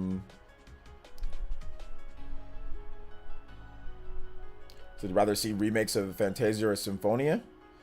I think I'd rather see it. We've already played those games. I'd rather get the new game, to be honest. PlayStation and Xbox need a portable option ASAP. I don't think they need a portable option, John. To be honest, I really don't think they need a portable option. I think those systems are doing fine just the way that they are, you know? I don't think everybody needs to be the same. Like, I don't think so. I mean, don't get me wrong. That would be dope. It would be really cool. I mean, that'd be really cool to be able to have a portable option, a portable Xbox or whatever. But I think that's why people are interested in Steam Deck, you know? Because that's essentially going to be like a portable Xbox. Because a lot of the games that come to Xbox come to PC. So that's going to be like a portable Xbox, portable Steam player. So I think for those, I think that's cool. But yeah, I mean, I can see why some people would think that, though. You know, I don't think you're wrong, per se. I just don't think that they need it, you know. But it would be nice, that's for sure. Shout outs to Andro, or is it Aerodry? One? Thank you. I appreciate that. Thank you for the follow, dude. Thank you for the 5 again, once again, Jawbreaker. I never played SMT or the Switch. To be fair, how long do you think the Switch generation has left? Metroid Advance Wars has me tempted. Never played SMT or the Switch. Oh, if you don't have one, I mean, there's already so many games on it right now. But I mean, if you didn't already get a Switch at this point, that means you're probably not that big of a fan at this point, because the library of the Switch is insane. You know, if you're a Nintendo fan, the library is insane. You would have had one, or you would have already been thinking I'm gonna get one. But if like you're still not, if you're like then I mean you should not worry about it. Like if you don't want to play Zelda, Mario, Metroid, I mean it's got Zelda, it's got, you know, it's got all sorts, it's got old school Zelda, it's got new school Zelda, you know, it's got Breath of the Wild, it's getting Breath of the Wild 2, it's got Splatoon, it's got, you know, it's just got all this crap on there. Crap as in good crap, you know what I'm saying? So if you haven't got it at this point, I mean, you should just not worry about it. How many times have I died in SMT5? Probably about 5 or 6 times, maybe. Yeah, and every time it sucked. I got one shot critical by a boss too. That was fun.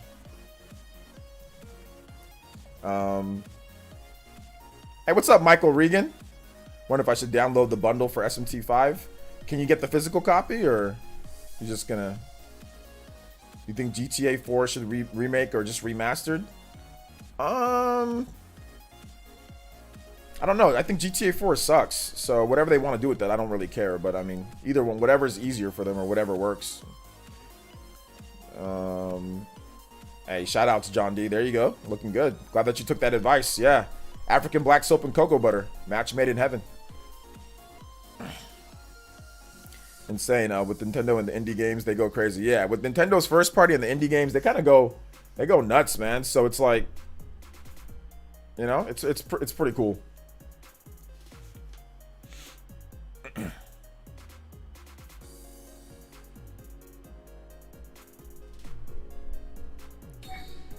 Yo, Michael, thank you for the subscription. I appreciate that. Welcome to the Elite Ninja Village. Thank you so much for subscribing. Shout outs to you guys. Was your skin complexion is looking good these days, big homie? I recall you were working on it a couple years back. Looks like it worked out. Yeah. I've been working on it. Skin complexion was a little rough back in the day. So yeah, I've been working on African black soap, cocoa butter. I'm working on my wrinkles because I'm old. So I'm working on my my eye wrinkles and my. There was one time I woke up and I just had, like, you can't see it very well, but I had like this just line across my forehead, and it wasn't from like sleeping. It was like a wrinkle, like just this line. I'm like, where the hell did this come from, man? Like, I'm just getting old. Jawbreaker with the $5 says, what do you think Star Ocean 6? What do you think of Star Ocean 6? Will that ever come to Switch or Switch 2? It's definitely possible. But I think it doesn't look that great right now. But I mean, I'm gonna play it. Thank you for the $5. Appreciate that. Thank you for the $15 total. Thank you for the multiple donations, Jawbreaker, dude. I appreciate that, man. What do I like most about SMT5? Oh my god, I can go on forever. Everything. I love the battle system, though. Like, the battle system is what keeps me. The battle system and lore. I love the fact that you can fuse demons. You can read about the lore. Like, you read where they... I love history. So I think that the SMT5, it gives me goosebumps because I'm a big history fan. I've never gotten anything lower than an A. Not to flex on y'all, but I've never gotten anything lower than an A in history. You know, I'm a big history fan. I love it. I love history. Just a huge fan. I watch documentaries all the time. That's why my favorite programs are like historic programs, or like forensic files, stuff that's like about like stuff that happened, you know, real stuff. So it's pretty cool to fuse video games with mythology and different countries' lore, Hindu lore, Scottish lore, UK, you know, here, even in America, we got the Mothman, you know, that's like Virginia or something like that, right? So we got Mothman in there, you know, we got all sorts of lore from America, from Japan, from, you know, Middle East, from everywhere, from just Asia, every type of lore, all mixed in, you know, Greek, it's just great.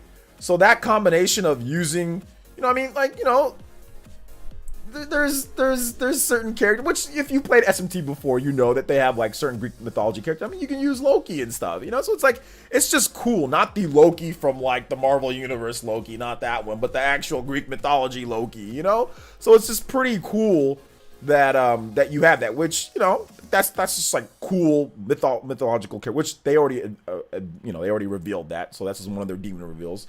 So it's just dope that that there's just, but although I don't have him, it's too high level to get him, but yeah, but you see very early that you could do all sorts of cool stuff. Yeah, God of War Loki, yeah, you know, so it's just dope, man. It's just a really cool mix of just Greek mythology, all the different Greek mythology characters, and not everybody, but some of them, and I love Greek mythology. I love that. So yeah. Yes, Loki's Norse. Sorry.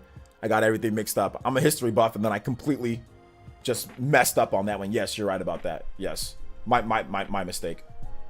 So yeah, my mistake on that one. But yeah, anyway, either way, what I'm trying to say is that there's all sorts of cool mythology and all sorts of cool stuff that's in the game, and I absolutely love it. And you combine that with, you know what I'm saying? You combine that with the gameplay, you combine that with everything, and it just creates this experience that's just euphoric. You combine that with the momentum system, you never want to stop playing. Like, for example, you guys know that my gameplay session, I don't know who watched the whole Atlas gameplay session that I had today. Who watched the whole thing? Or who watched the whole show? It was only supposed to be 30 minutes. Did I go over 30 minutes? I think I went over 30 minutes. I was getting sucked in there like, yo, OJ, did you say that you only made 30 minutes? Like, what's going on? I'm like, dude, I was just getting sucked into the game. I couldn't stop playing. And that was the beginning of the game. I already played that part. But that's how fun the game is. Like, even when you've already played it, that part, you're still like, oh, snap, let me just do this real quick. Like, let me just do this real quick. Let me just do this real quick. Let me just do this real quick. Like, right now, I'm like, okay, hold up. I'm streaming, but let me just farm these little relics real quick so I can have a little bit more money, so I can you know, because that compendium ain't cheap. That compendium ain't cheap. How long did I play? Massive Rican with the $5, and he says, gotta agree, lore is absolutely the best. Big fan of within all the Megami Tensei games. What's up with the HP bar? LOL. What's up with the HP bar? The HP bar. I thought about like the SMT HP bar. I was like, oh, it's just the HP bar. This one here. So anytime anybody does a donation, or anytime anybody does a anything, a subscription, anything, it's like a game. It's like I'm the boss, or whoever's the boss, and then, you know, whoever knocks it out will become the new boss. Then somebody has to try to knock out the next person. Then your name gets displayed right here. So it's pretty cool. I like it, you know. So it's like just like a little game within the stream, you know. I guess I haven't done a great job of explaining it though. It just looks kind of weird, but yeah, that's essentially what it is. It's called a boss meter, you know. So yeah, did I go over the 30 minutes? How long was I playing the game for? I think I went over the 30. Are you finally willing or able to answer which is your favorite SMT5 or Dread? Whew! No! You know, Dread is fantastic. Dread is great. I actually love Dread, but I'm not able to answer it yet because I need to play Dread on my OLED Switch more, and I need to play Dread on my OLED TV because I was struggling a little bit with the smaller buttons of the Joy-Cons with a action game, right? Like, I'm not used to playing action games portable, which I still could play Dread portable. It wasn't a problem, but I have really big hands, you know? So there was times when I accidentally maybe just like due to my own clumsiness might have pressed something else. So yeah, that was the only issue, and it was on my regular Switch, you know. So I need to play Dread again on my OLED with my Pro controller, and then I can kind of give my full thought process, you know, on there. So yeah, so absolutely. But yeah, it's definitely those two games are high up the list. Those are definitely the front runners right now. And I still need to play Forza, still need to play Tales. I need to play Tales some more. I think that game's fantastic. I put a lot of time into the demo. The demo's great. But yeah, it's definitely gonna be a tight race this year. Sounds like you like SMT more. SMT's so good. The difference is that it was the conditions that I was in. You know, when I was playing, I played all of Dread when I was in Nigeria. I mean, listen, guys, like I love my heritage. Okay, I love my heritage. I love my family that's there, but that place isn't the best or easiest place to live. We were in an okay area. We were in an okay like apartment, but like there was times when it just didn't smell right outside because of the place that we were at, because of what they were doing. There was times when people were like, the workers that at like the sweet place that we're at were like talking too loud, so it interfered with my game. There was times that there was interference, you know, with me playing and enjoying a game like I normally enjoy a game, right? So while I still enjoy Dread, it's not fair for me to use that experience of me playing on not my OLED Switch, playing not how I'd like to play the game with the Pro controller, right? Like on a TV, and also have the option to play portable, right? Like have the option to do both. So that's the problem. It's hard for me to do that. Let me replay Dread on hard mode. Let me beat that on my TV and kind of play in the conditions, like, you know, comfortably. And then I do that. It's not as bad as Hades. But it's Hades much worse. So, and I'm not even gonna sit here and act like it was terrible the whole time. It wasn't. Let me just make sure that I say this, guys. My family, they took care of me. We were in a nice, like you guys saw it. We were in a nice suite. It was not like it had a kitchen. You know, it had a kitchen. It had a furniture. You know, like it had, one of the places was my house though. I was at my house one time, but like the place like with the horses, you know, and it was nice. It wasn't bad. It was an okay bed. The bed was my fiance didn't really like the bed too much, but I mean I thought it was an okay bed. It was big enough, you know. They came in and they cleaned every single day, you know, so it wasn't like it was terrible, okay? But it just wasn't the conditions that I'm used to enjoying a game in when it comes to Switch games, you know? So that's the reason why. When I went to Nigeria last time, which was 2019 to early 2020, I didn't play anything. I played Fire Emblem Three Houses, but I had already beat the game by the time that I went. So it's not like, and I wasn't covered. I made one video, I think I made one video when I was there, and it was crappy. And it wasn't about video games. So, and my Switch, I just wasn't really playing it too much, so. So yeah, I'm from Hades, so I know the struggles. Yeah, Hades, as bad as Nigeria is, that makes Hades, I mean, that makes Nigeria look like the U.S. compared to like how bad things are going in Haiti. I mean, y'all got like presidents getting executed and stuff. You know what I'm saying? Like it's pretty bad there. It's pretty bad there.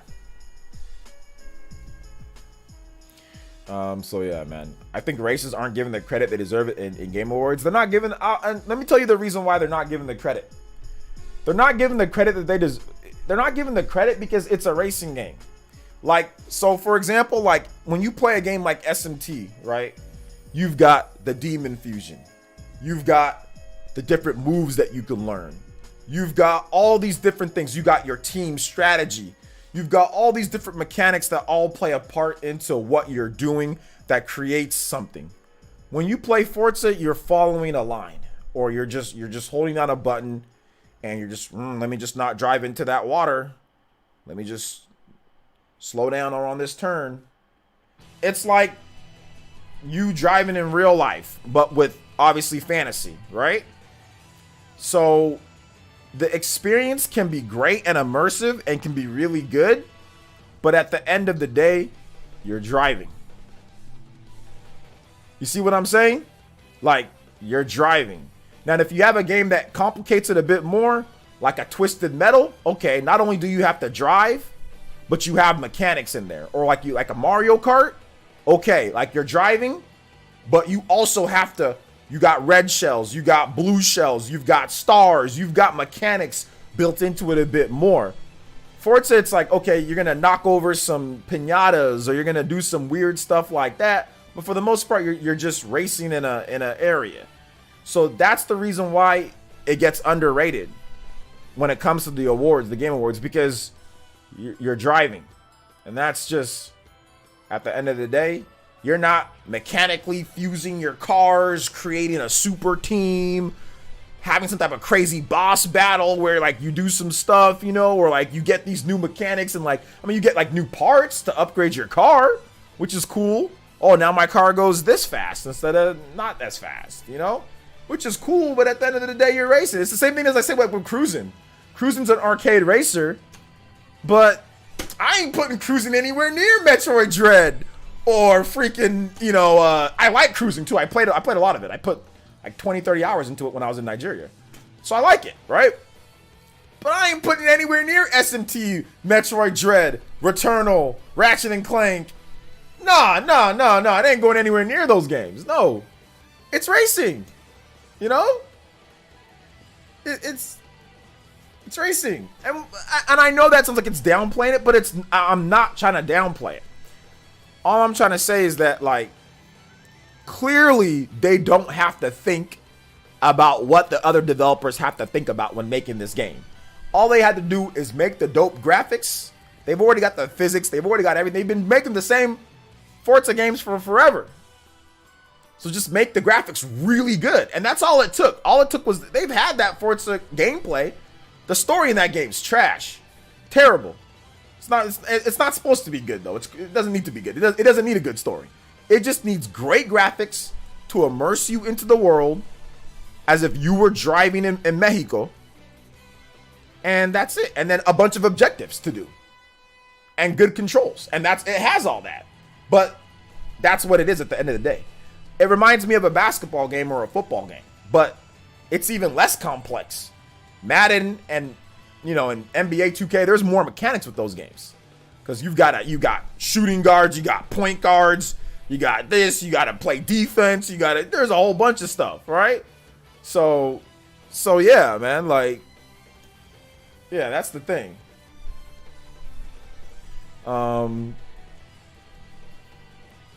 Let's see. I mean, it's not even about what you value in it or not. It's just a matter of, it's just not there. It's not there. You're not, I mean, when you play Forza, there is not like this crazy boss battle where you have to fuse or have to create some type of crazy strategy. It's just, okay, I gotta draft and beat this guy in a race. That's really what it comes down to. Or I've got to hit a piñata in an open field. Or I've got to follow this line tightly and get this score. Like, it's not mechanically built like a Ratchet and Clank where you have these different mechanics built into there, or like a Returnal or stuff like that. It doesn't have the type of story to facilitate type of gameplay mechanics, right? It's just not that. And I say the same thing about Gran Turismo. I say the same thing about cruising. I say the same thing about any normal racing game. That's just how it is. That's why, I mean, but Forza's fantastic. That doesn't mean it's not a good game. It's just they clearly don't got to do what other developers got to do to make the game. They just don't. You know? They just don't. So, and that's for any racing game. Arcade racing, or even, you know, simulation racing, or a tweener. Like Forza's kind of like a tweener racing game, you know? boss fight a car salesman. What's up, Super Gamer? I mean, so that's just simulation racing games just seem to lack special sauce for me. Fundamentally sound games with amazing presentation, but the gameplay mechanic innovations just don't seem to be there. Yeah, exactly. That's what I'm saying. There is no like what is like the demon fusion? Like what is like the strat? Like the momentum based, like where you can critical hit, wipe out a whole team, get this demon, fuse the essence with it. You know what I'm saying? Like you can get these different type of things. Like where is that persona hook? Right? Where is that SMT hook? Where is that Returnal? Okay, I'm going to go through. I can get this upgrade with my gun. Okay, if I get this, I can power up. I can go this option. I'm going to upgrade. It's just, okay, now I can move faster. It's just not that. It's the car. I'm going to upgrade my car. I'm going to go a little bit faster. The physics are realistic, so you're going to feel a little bit of a difference, but not like a crazy amount of difference between like you fine-tuning your car. Like it's there, but it's just not there. You know, at the end of the day, it's just not there. You're going to go, you're going to race, you're going to try to beat somebody in that race. Or you're going to try to hit something, like with you're going to try to knock something over. And that's what I feel with all racing games. All racing games. Even the arcade racers. I'm going to cruise and I'm going to smash into this person. Okay? Okay, I got NOS now. Now I'm going to boost.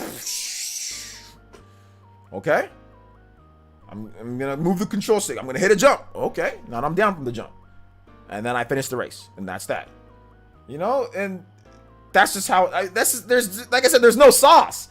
There's no special sauce that takes it above, like I said, real mechanically built-in games like we're talking about here across all systems. You know, like even Halo has that sauce, right? Even Halo, you can get some sauce out of that with the multiplayer, with the grappling hook. You know what I'm saying? You have dynamics. There's just more to it. Different types of guns. It just feels, it hits in a different way. Now, for some people, they might, if you're a gearhead, Forza might hit in that way for you, like a different video game can hit. So it's subjective in that. What I'm saying is it's not factual. So personally, somebody can have Forza hit like that for them, like a regular, like any other type of game.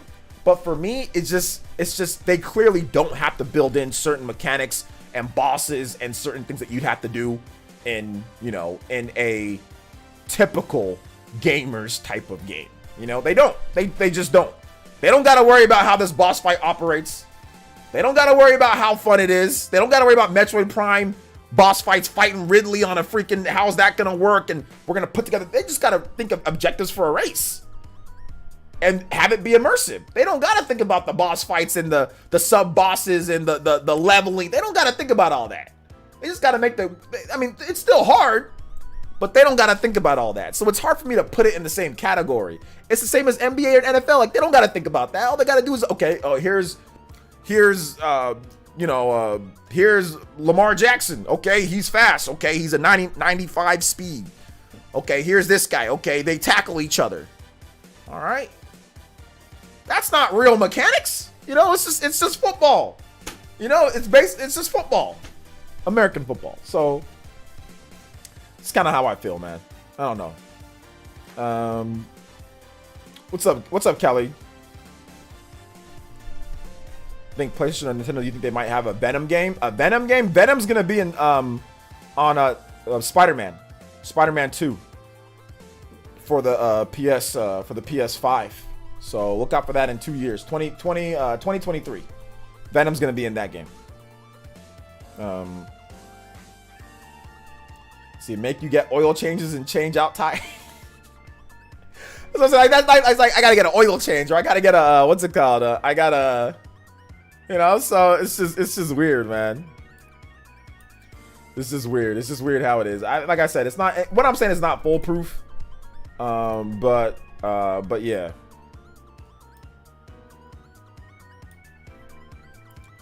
Yeah, Forza's a good. It's good to just play. Like when you want to just relax, you know, just zone out, play a cool game where you don't have to think too much. Yeah, Forza's great for that. It really is. It really is good for that. You know, and I'll be honest, man. There's probably a lot of people that's gonna disagree with me on that thought process or that topic. You know, so yeah.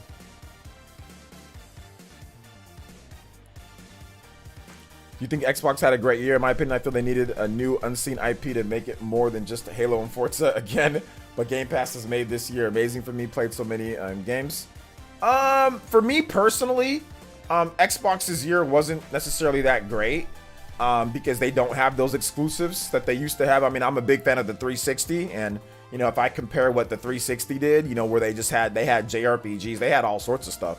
You know, I don't like it in comparison, but in terms of what the casual consumer or just the overall consumer is looking at, I think that it was a solid year because of Game Pass. Yeah, people like that service. People clearly like Game Pass, so I mean, you can't deny that. And you know, they did have Psychonauts, you know, but that was on other platforms too. But I think it wasn't that great of a year, but it wasn't a bad year because of Game Pass and because the system it's a good system. It's a good piece of kit. You can, you know, there's backwards compatibility. You can play your old games. It does a good job of boosting, you know, old games too. So playing them in better frame rates and stuff. Mass Effect was really fun on there. So I'm not gonna say that it was like a F year, but for me it was like maybe like a C, maybe like a D or a C. Because there just wasn't enough exclusives that I was super hyped about until the end of the year. And it's pretty much just Halo for me. Like, Halo's like the only real exclusive that I was like, okay, yeah.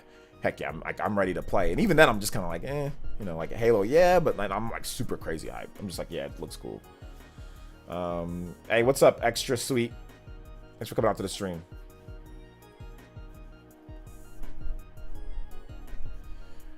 For coming out to the stream. Shout outs. All right, keep those questions coming though, guys. If you guys want to talk about anything, feel free to let me know in the chat.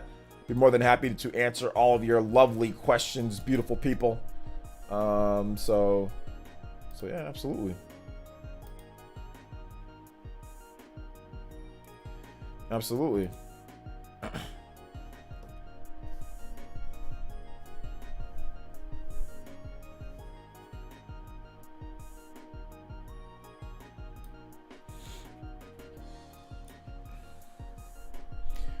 Are you planning on streaming SMT5? I don't know if I'm gonna stream SMT5. I'm not sure. Not sure if I am. I don't think I really need to. I'm probably just gonna make more content on it. Yeah. Should I keep SMT5 collector's edition sealed? It could be worth some money in the future. So I mean, if you want to, you can keep it sealed. I'm really feeling it. Hey, what's up, Riot Gear? Thank you so much for the tier 1 subscription. Appreciate that, man. That wasn't a Twitch Prime either, so you actually went out of your way to subscribe tier 1, so thank you so much. I do appreciate that. Oh, we actually have to put up a new member too. Shout outs, guys. Thank you for the new members. Thank you for the new members. Remember, if you have not become a member of PlayerEssence, want to get your emotes, badges, and access to all of our giveaways, tournaments, and all that good stuff, make sure you become a member. It's only $1. Type in exclamation mark member, or you can click that link right there from Streamlabs to become a member of PlayerEssence and support the stream if you enjoy the daily streams and content. So thank you guys for that. All right, let's see. It was great for Microsoft, even if the games were multiplat or PS5 exclusive, like Deathloop. All the games were very highly rated. I mean, there wasn't that many games, but yeah, I mean, there was definitely some good games that came out. Deathloop obviously was a great game. You know, they had Flight Simulator. Psychonauts was good. You know, so but yeah, their games that they did release were solid ratings. But I mean, like I said, you know, I like the Xbox 360 era. I loved, like, you know, Lost Odyssey. I was a big fan of what they did on that system. Obviously there was Fable, you know, Fable came out, and there was just, you know, stuff, and I know Fable's coming. But yeah, I think I kind of like what was going on the Xbox 360 a bit more. But I know it's gonna take a little bit of time to get going though, so it's okay. Thought about waiting for Prime, but I enjoy your stuff, so I'm in. Hey, shout outs, man. I appreciate that. Thank you, Riot Gear. Yeah, thank you, man. I appreciate it. So I think once maybe your Prime is done, you can just, you know, convert it or whatever. I'm not sure how it works on Twitch, but thank you, man. I appreciate the support, dude. So it's cool debate. It's been fun. Yeah, it's been a lot of fun, guys. I mean, don't ever take, you know, what I say here, you know, super personal or anything. So yeah.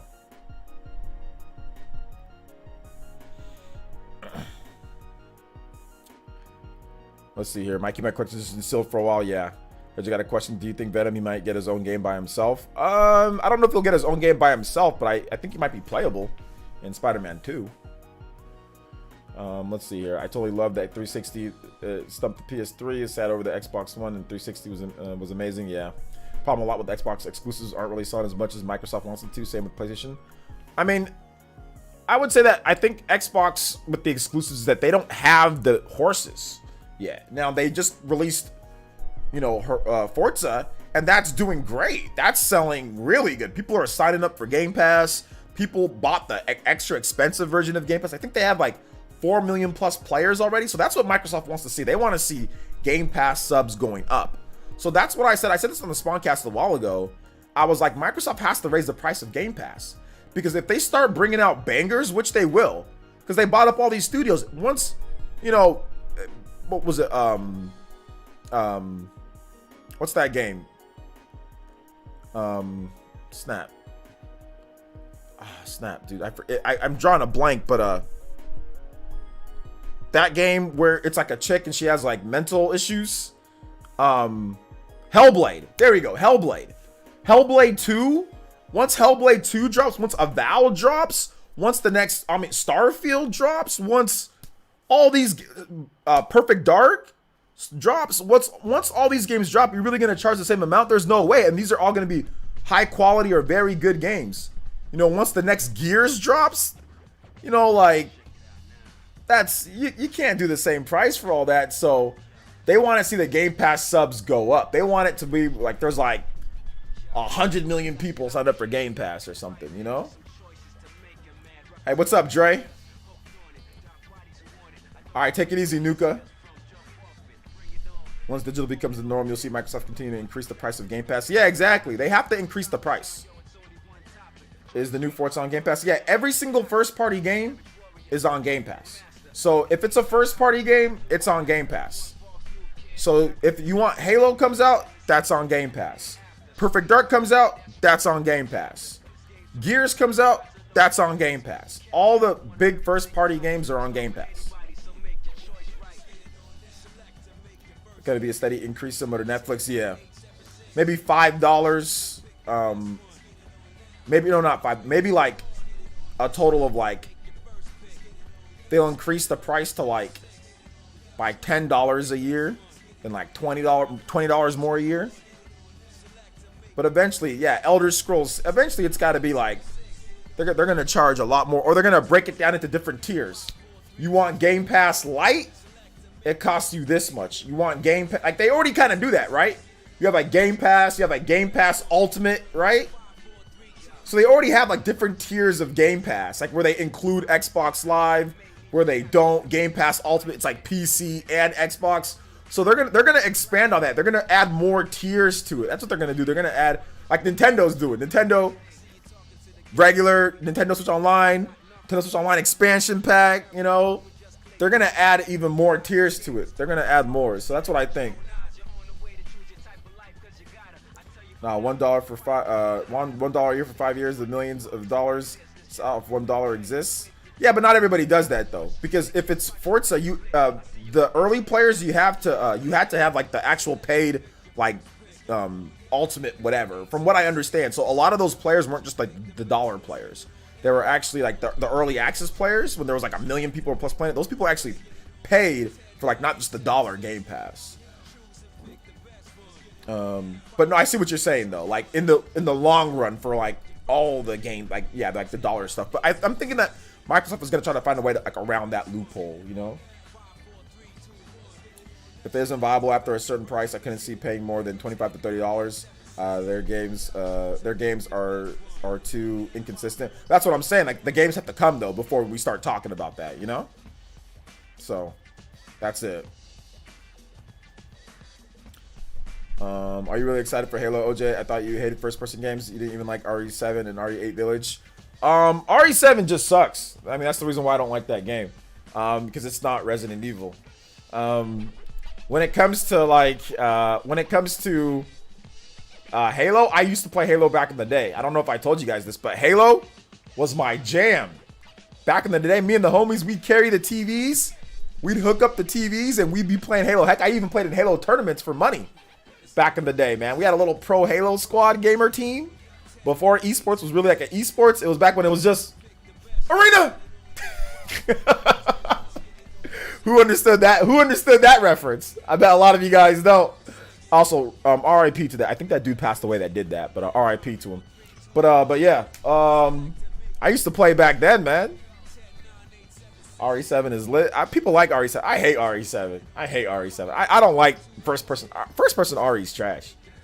I'm just not a fan. I'm not a third person RE is just like Resident Evil 2. Dookie's just dookies all over Resident Evil 7. I don't care what anybody says. Give me RE4, give me RE5, not RE6, that game sucks. But give me the best of third-person RE over first-person RE any day. I can't. This first-person RE stuff is trash, dude. I'm sorry. I'm good. Thoughts on Halo Wars? It's alright. Says Halo was life back in the day, even though I was too young to play M-rated games. Oh, okay. So yeah. I don't know what you're talking about, bruh, but shoutouts. I did like the 2 remakes and 5 better, but I still need to play 4. Yeah, I'm just saying, like, third person RE, because like the problem with first person RE is that it's ghetto. That's the problem with the first person RE is that it's ghetto, man. Like, why am I like? It's just so. First of all, why is this dude his arms always getting cut? Like his hand always getting cut off? Like why is his hands always getting cut off? Like the mechanic, it's like, oh, you see your hands all the time. Your hands are always jacked up. I hated that in that game. I guess they made a joke about it too. Like he's always getting his hands cut off. Like I didn't like that. I don't like getting my hands cut off. Like who wants to have their hands cut off? As a gamer, that's like one of the worst things that can happen to you. Something happens to your hands or something happens to your eyes. Those are like the 2 worst things that can happen to a gamer. If something happens to your eyes, oh man, that's not good. If something happens to your hands, it's harder to play. If something happens to your hands and your eyes, you're screwed. So it's like, I don't want to see my dude have his hands constantly cut off.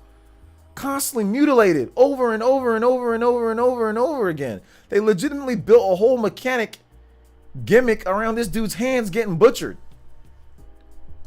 Like, it's just ghetto. Like Resident Evil 7, the game isn't ghetto.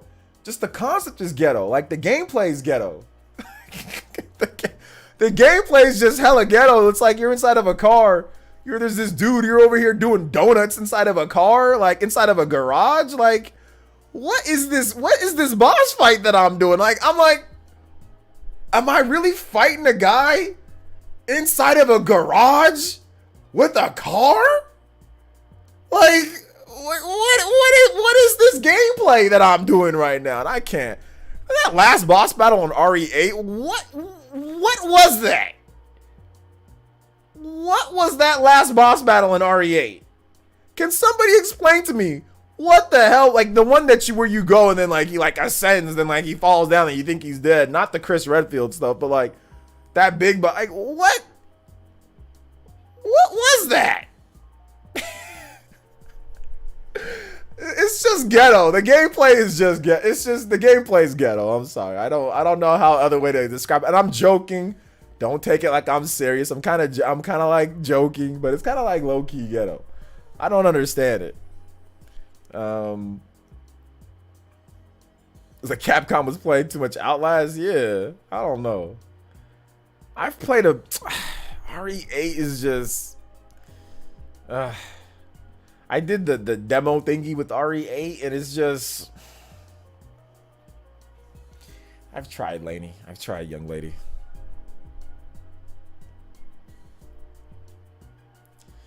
I've tried. I'd say I like RE Remake 2 on the Switch, but how GTA runs, I don't think GTA and RE2 Remake have anything to do with each other. I don't think they have anything to do with each other. RE2 Remake is a completely different game, built on the Capcom RE engine.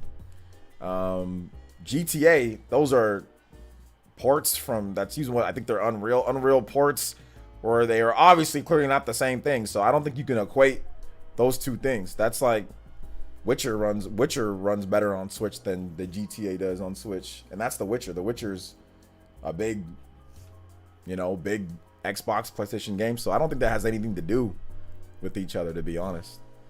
That's the problem with a lot of gamers out there. You guys think that it's all equatable, like all engines and stuff are equatable. Some engines are built better, have better tools, or optimization and money play a factor into something. Like if a developer has more time to optimize or more time to utilize certain tools, or if they have more manpower to work on certain things, that's going to make a game run better or be better. Not because of, oh, well, the overall power of the system, or that's not this is, since this doesn't do good, this doesn't run good, that means this game's not going to run good. And it's like, no, that's not true. I mean, like, look at the GTA games, but then also let's look at some of the other things. Let's look at the Crash Bandicoot games on the Switch, you know? They run great. Let's look at Skyward Sword. That runs great. You know, that runs in 1080p, 60 frames per second. You know? So it's not relatable. They have nothing to do with each other. Different engines, different games, different budgets, different everything. Yeah, nothing to do with each other. This is not, I was joking. Yeah, I get it. I guess it's just a bad joke. I mean, usually when I see jokes like that, it's got to be, at least let it be like another Unreal Engine game, or let it be like another PS2 game. I just don't understand. I guess whatever. I get you were joking. I just don't understand. I didn't understand that type of joke, to be honest. It was like RE2 Remake has like nothing to do with like GTA ports. Like, what do those have to do with each other? So yeah, but it's all good, man. I ain't mad at you, bro. Let's see here. He says, do you think the Twitch app is just to employ to more revenue, since it talks about Nelson reporting? Everything's about more revenue. Canon? What you mean? I mean, like, Switch is the most, right now with current generation systems from the big three, the Switch has the most systems on the market. Twitch wants to expand their viewer base. That's how they make money.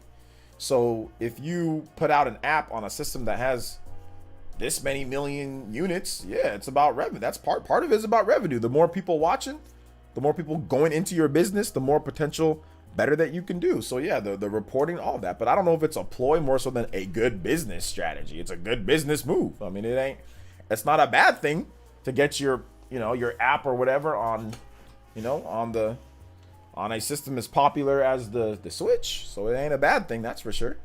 So absolutely, that's part of it. Hey OJ, you know what always getting hard to play? It's like the game have to play like The Witcher. What's hard to play?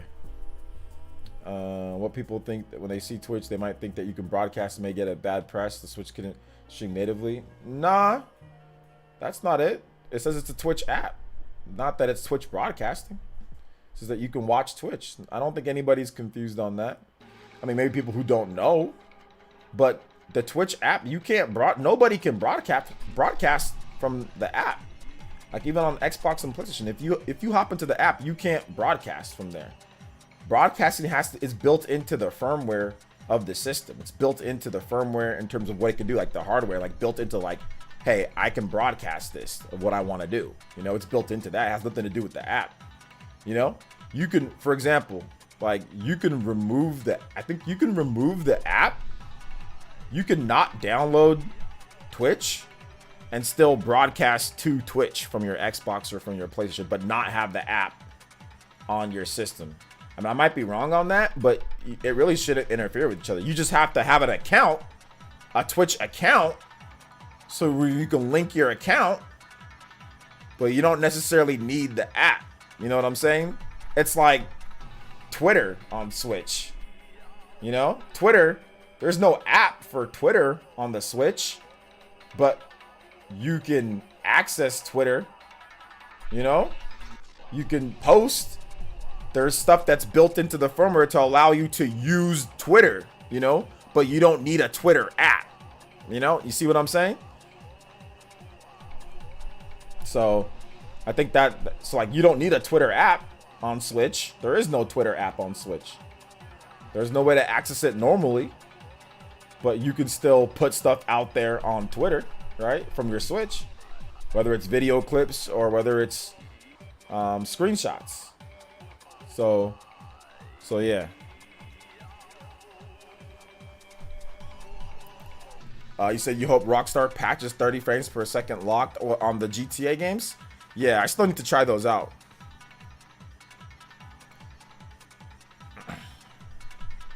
So yeah, I don't think really anybody's gonna get too confused with that. They shouldn't, at least. Hey, shout outs. Thank you, Zach. I appreciate that, man. For real.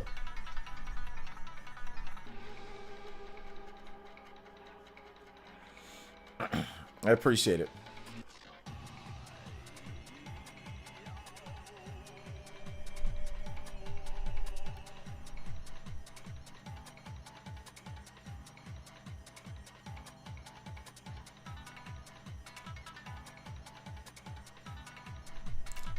AJ, I talked about The Witcher. They gave me throughout the play pressure. I think I'm confusing the combat and fighting. Oh yeah, The Witcher's a complicated game. It might be tough for you to play that type of game, Mr. Davis.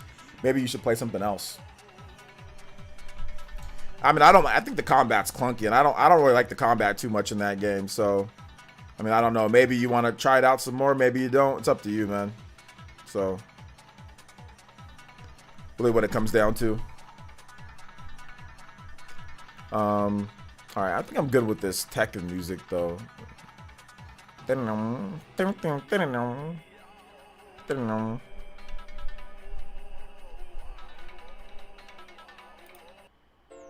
right, let's just play this music. So I haven't got any content done for tomorrow yet, so I definitely want to get working on that tonight. But I want to say, make sure you guys check out the videos. We've got new vids up, you know, each day going up. We got new vids going up each day, so make sure you guys check those out. All right, make sure you guys check those out. Let's see, boss battle music. All right.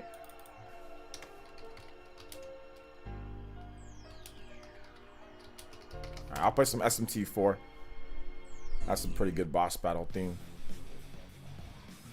We play this one. Let's play SMT4 final. So yeah. So if you guys have more questions, you can tag me at PlayerEssence, hashtag PlayerEssence by itself. Be more than happy to answer your questions, guys. So keep them coming.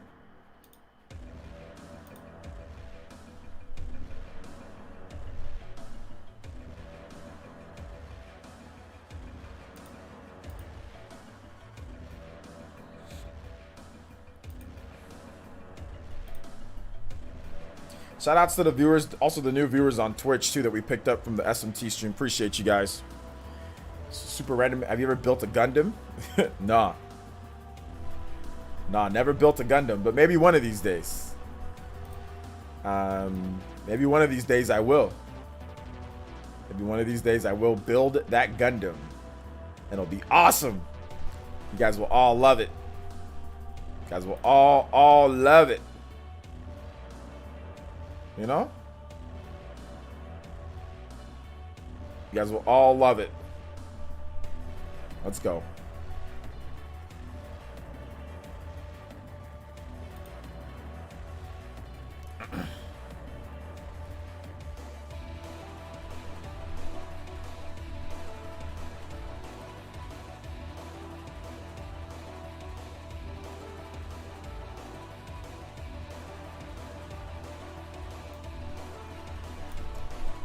Can't hate. I love me some Gundam. Yes, sir. Do I think SMT5 will get its own SMT final? No. I don't think it will. I think if it gets anything, it'll get like a special edition with all the DLC included on cartridge or on the whatever. Like down the line. Maybe they do a little bit more. I'm not really sure. Is the music in SMT5 as good as SMT4? There's definitely some tracks that I like more. I don't know. I haven't listened to the whole soundtrack though, to be honest, so I don't really know. When's Xenoblade 3 coming out? If I knew when it was coming out, you'd know, because I would have already made a video on it. But check out my vids on the channel when there's the approximate time when we can see it. Did you order the physical copy of Hunt Down for the Switch? What is Hunt Down? I don't know what that is. Just saw you were live, bro. Happy I can join. Hopefully you're having a great day. I'm doing pretty good, Matthew. Thank you. Thank you for the support on the channel. I think you meant Streets of Rage. How good is the game? It's pretty good. Streets of Rage 4? Yeah, it's good. SMT5 environment structures like SMT4 with dungeons and somewhat restricted overworld. Drastically changed the very open and vibrant overworld. Yeah, SMT5 is more open. It's more open, more vibrant, open. Like it's not confined. There are some areas, like there's some parts in between. Like when you go from like one big area to another, there's like parts that are more like dungeon-ish. Like there's like a small school section that's kind of dungeon-ish. which they showed in the trailer. But it's not, from what I've seen so far, it's not as elaborate as SMT4. There's platforming and stuff involved in SMT5. Like there's like verticality, like you can like climb up mountains, you can like climb up staircases, you can slide down places, you know, there's like, it's actually like, it's like open-ended. It's like it reminds me of like a, you know, Xenoblade Chronicles 2 or like a Torna, you know, in a way, but like with actual platforming mechanics built in. Like Xenoblade Chronicles 2, like they accept, like they want you to climb up stuff, but it's like super ghetto, whereas this one's like actually has like climbing like ledge points and stuff. Like it's actually built into the game. Oh, there are some ghetto platforming parts in SMT5 too, so there's some parts where you can't access it unless you like jump on this little brick, then jump on this thing, then jump on this thing. But the jumping mechanics and everything are better in SMT5 than they are in Xenoblade, so.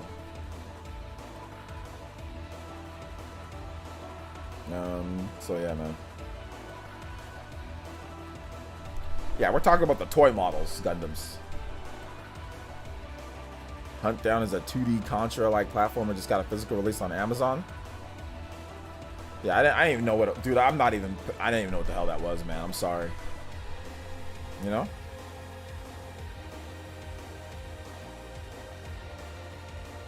I always thought they were figures. I never really looked into it. Well, there's like they're based off of like the, you know, like a Gundam, like the big robots, you know, anime and video games. Gundam, Transformers, all that stuff. So Power Rangers to a degree.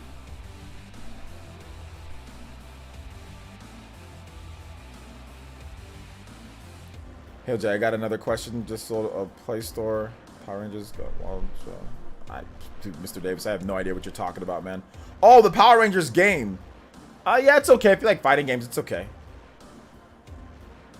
I watched Maximilian Dude play that game quite a bit. Just did a last minute pre-order of SMT5 at GameStop. Hey, there you go. You gonna go pick it up tomorrow morning or when you get off work or something?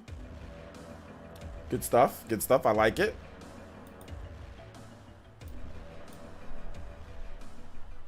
Shout outs, guys. Shout outs to everybody watching. I do appreciate you guys coming through to the stream. Appreciate it. Make sure you hit that like button before you guys go, or while you're here in the stream enjoying it. Hit the like button if you enjoy the stream. Although there's no more likes, right? Did they get rid of likes and dislikes? Didn't they get rid of likes and dislikes now, or it's happening? So yeah, yes sir. Right after class. Hey, there you go. There you go, man. Get that school done. Get that homework done. Well, it's Friday, right? Tomorrow's Friday, so I think you should be good for the weekend. I love when games release on Friday. You know what pissed me off the most, dude? Back in the day, Nintendo used to release games on Sunday. It's like, why would you release a game on Sunday? I gotta go to church. I could potentially have to go do a bunch of other stuff. Why are you releasing a game on Sunday? That was the most annoying thing. It's like, the weekend's here. The game's not out. No, Sunday. The Monday's work. Why are you releasing games on Sunday? Yes, Nintendo used to sometimes release games on Sunday. The Wonderful 101 came out on a Sunday. The Wii U games. Oh my god. I hated that. I hated that so much. Because release it in Japan on Monday. It didn't always... The release dates weren't always the same, though. Sometimes the games would release in Japan. Like, a lot of times. Not even sometimes. A lot of times the games would release in Japan, and it could be a Tuesday or a Wednesday. It could be a... whatever day, you know? It wasn't always a Sunday. It wasn't always worldwide release. A lot of times games would come out first in Japan and then in America later. So it wouldn't always just be a Sunday. Like, for example, Bayonetta 2 came out in Japan first, and then we got it later. Fatal Frame came out in Japan first, and then we got it later. Wonderful 101 came out in Japan first, and then we got it later. Not all their games were worldwide releases. Not all of them were worldwide releases. A lot of the games were not worldwide releases. So it was a bit... there was some frustration from fans there on that end, you know? Even like Monster Hunter Monster Hunter 3 Try or Monster Hunter 3 Ultimate. That was released. It launched in December in Japan, and then we had to wait till March to get it. You know, so a lot of games they came out months later, a month or 2 months later or something like that. So yeah. What, on Sunday? Yeah, games on Sunday. It's so weird. Yeah, Saturday for me, LOL. But still, would it be Saturday for you, or would that actually be? Was it Saturday for you? But still, even Saturday, like, you should just release it on Thursday or Friday or Tuesday. Release it during the week. Like, if you release it during the week, okay, I can look for it. Like, I can just go pick it up on the weekend. Cool. Go pick up my game. I can, if I have time on Tuesday, if I got some extra time, I know I got work tomorrow. I got to do whatever, but I can pick it up and play it. Or maybe I got that day off. Okay, cool. If it comes out on Thursday, okay, hey, the weekend's almost here. We got one more day of work and then Friday, right? If you release it on Friday, okay, cool, the weekend's here. But what is the point of releasing the game on Sunday? Even Saturday, it's like, what's the point? That's the one thing that I didn't like. In the UK, we get games on Friday. It wasn't always like that, though. Sometimes it was not always like that. We're talking about in the Wii U era. What's up? I've been lurking this whole time. When you got to RE8, I knew you're gonna roast the hell out of that hand stuff. It got going on. Yeah, I think I've roasted that hand stuff before. So yeah, definitely the hand stuff is just so weird. That game, man, it's always like,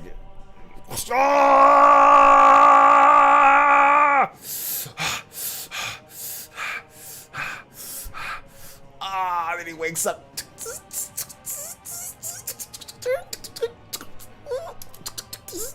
And like one time, didn't his hand just it got caught up? And it was just like, clerp, clerp. Oh, stop. Sorry. It was like he just, it was just like,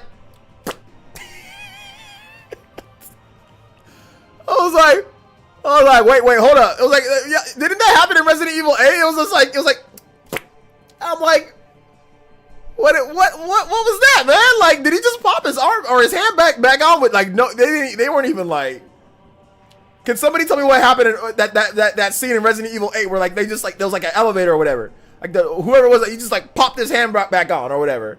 Can somebody clarify that for me? Because I remember watching it and just, like, laughing my butt off. But I don't exactly remember, because I don't want to remember Resident Evil 8 or Resident Evil 7. I don't want to remember those games. But yeah, man, it was just, no! Pass out. Wake up.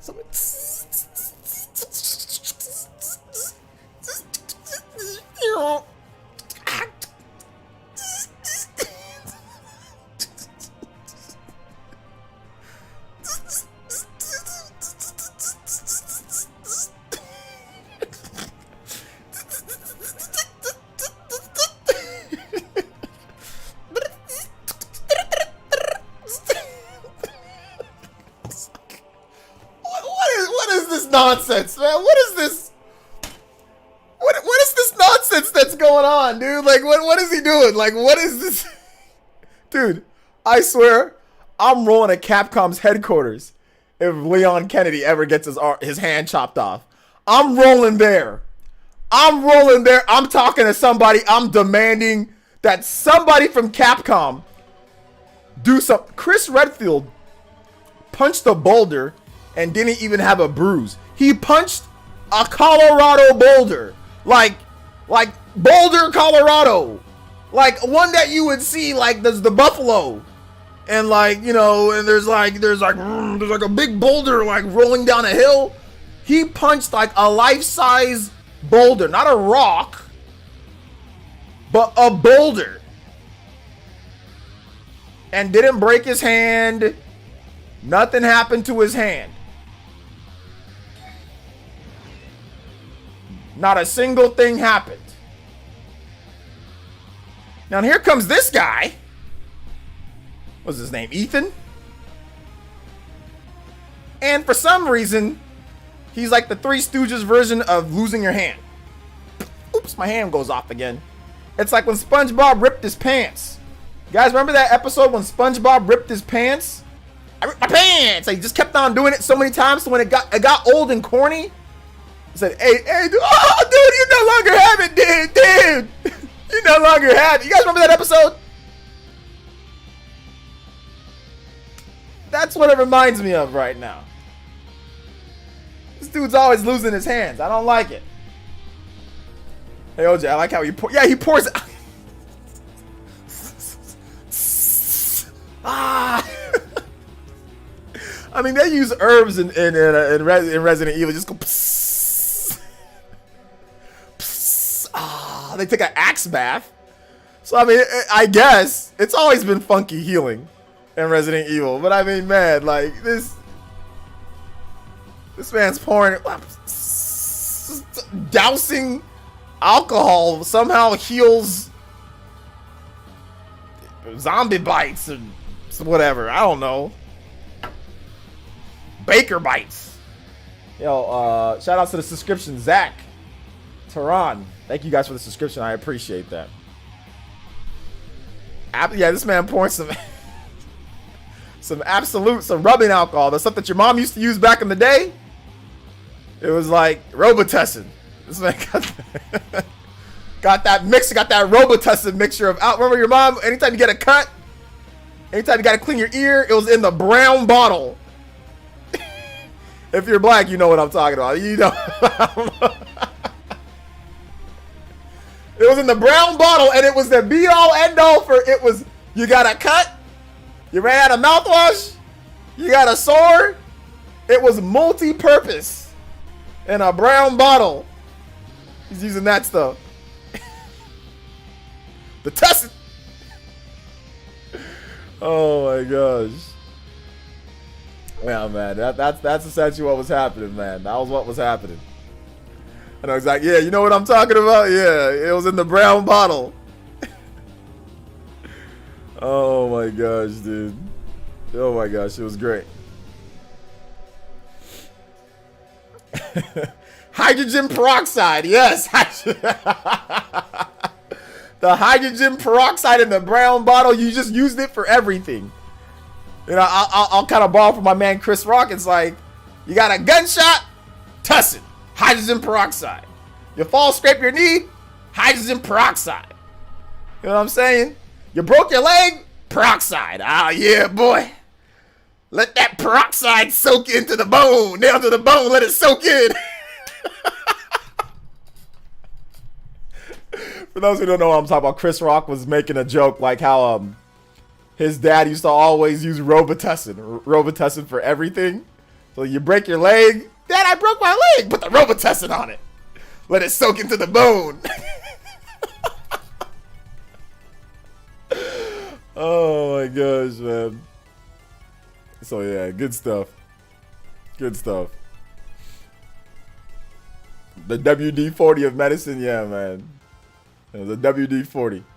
Yeah, Colin. It's for everything. It's for everything. OJ, you did well on the SMT stream, bro. I was so freaking scared of dying, man. Like I just didn't want to get smoked during that stream. Like that would have been so embarrassing if I would have actually got smoked in there. Although I would have been able to see the death animation, so I bet people would have liked that. But yeah, I was just trying not to get smoked, so I was playing overly safe. But it was fun though, and I recruited 2 demons. I recruited 2 demons faster than when I recruited them the first time, so it was pretty cool. It took me a while to recruit that priestess guy.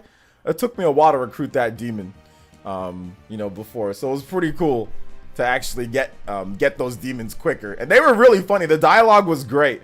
That was the best dialogue that I've had with those demons. Those 2 demons. So that was pretty cool. You talk about the Chris? Oh yeah, everybody hates Chris. It's the actor. It was Chris Rock, the guy, the actor that was, it's based off of his childhood, but like a very obviously exaggerated view of his childhood. But yeah, what I was talking about was actually a comedy special called Chris Rock Bigger and Blacker. So if you guys want to watch that comedy special, it's from like 1999. So some of the jokes are dated because he's talking about like Ricky Martin. Living La Vida Loca. Yeah, that was a long time ago. But yeah, you can watch the comedy. I think it's like on YouTube too. It's like, you can find it. It's not hard to find, but it's a pretty funny comedy special. And there's a part where he talks about his dad always using Robitussin to fix everything. there's a lot of jokes about his dad, like his dad and like how his dad was so cheap, or you know, just like everybody hates Chris, right? Like, you know, the big piece of chicken, you know, stuff like that. So you guys can check it out if you get some extra time if you want to. So yeah, how bad are the penalties for dying in SMT5? They're devastating if you don't save. If you don't save, they're absolutely devastating.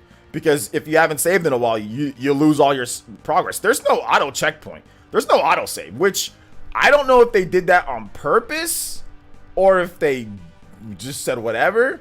But I think they did it on purpose. I'm almost positive they did it on purpose. But to do no auto save, you've got to be very confident that your game won't crash. That your game's not going to crash. That your game's not going to glitch out. Because imagine having no autosave and your save file or your save glitches out or something happens. So they must have rigorously tested, so I can speak right, the process of that. Because I've been playing the game for 60 hours. I haven't had a single crash. There was one time where I didn't load up properly, but I haven't had a single crash or a single glitch during the gameplay. So I'll give them, they have kahunas for that. They have some, because most developers will implement an autosave, especially in open world games, because the game just might not work. Sometimes it might just glitch out. There might be a bug. It might crash. I mean, we've seen it even in Xenoblade, right? So there's been issues in a variety of games, right? Skyrim, you know, all these games have autosaves. Fallout, because something can happen. So that's definitely, that's brave on their end, but they must have tested it and said that, hey, this game's not going to crash. It's not going to have problems. So yeah. It'd be even worse if it was a PlayStation 4 or an Xbox One game, because what if your power went out and then there's no autosave? Now on Xbox Series, they have quick resume, so I think if it was on that, you'd be able to start right away. But on PS5, there isn't anything like that. So if your power went out while you were playing it, that's brutal. Good for Switch though. If your power goes out, it just goes into handheld mode, so it doesn't matter, you know. But yeah, that's very, very, like, if they did implement it on Xbox, if they did bring it over to Xbox or PC or something, they'd have to implement some type of autosave feature. They'd have to implement an autosave feature. Heck, even Legend of Zelda Skyward Sword HD has autosave now, you know. So yeah. This is one of the reasons Breath of the Wild put Blood Moons reset assets. Yeah, but I mean, even Breath of the Wild has autosave too, though. OJ's dad is Terry Crews confirmed. Oh man, yeah. Maybe it's because it's on hard mode. I think even on normal there's no autosave. No, because I played it on normal. I didn't see any autosave or anything like that on normal. And I think when you die, it still just kicks you back out to the title. It kicks you to the title screen. It doesn't even start like, it doesn't start you at your last save point. It's like, yo, you're back. It's old school. It's like NES. It's back to the title screen. I think they did that on purpose. I think that was intentional. How often are the save points? The save points are fairly frequent within the map. Like, you're gonna run into, like, I think in the first world, there's like 7 or 8, and they do give you like an auto transporting feature to where like you can teleport to any ley line fountain you've been to. You can teleport to any one. So if you've already been to one, or if you want to let's just say you want to save. So that's the thing. Like, that's the circumventing the auto save feature. You just have to remember to do it. So let's say you have to go somewhere. Oh, I got to go to work. Oh, I can't play. And you don't want to leave your Switch on or put it in sleep mode, or if it's about to die, you want to save, right? If you just press the L button, it'll say you can teleport instantly to the last save spot that you've been to. And then you can save your game and turn it off or whatever the case is. So there is that. So they do have that to help you out. So if you ever feel like, you know, oh, it's been too long since my last save point, I don't want to play anymore, or whatever the case is, you can just hit that L button and then teleport back. So I have no idea when the Rockstar launch is going to be back up. I don't know. I know you're talking about with the power outs, California. Yeah, exactly. Same thing goes for, I mean, like, dude, if you're in Nigeria, you'd be screwed. The power went out so many times. So, I mean, but if it's obviously it's on Switch, so it wouldn't matter because I was playing everything portable. But, I was saying because OJ talking about SMT5. I don't like when a game only have autosave. When a game only has autosave though. Yeah, I like when they have like save points and they have like you can manually save and there's also autosave points. I think I like that the most.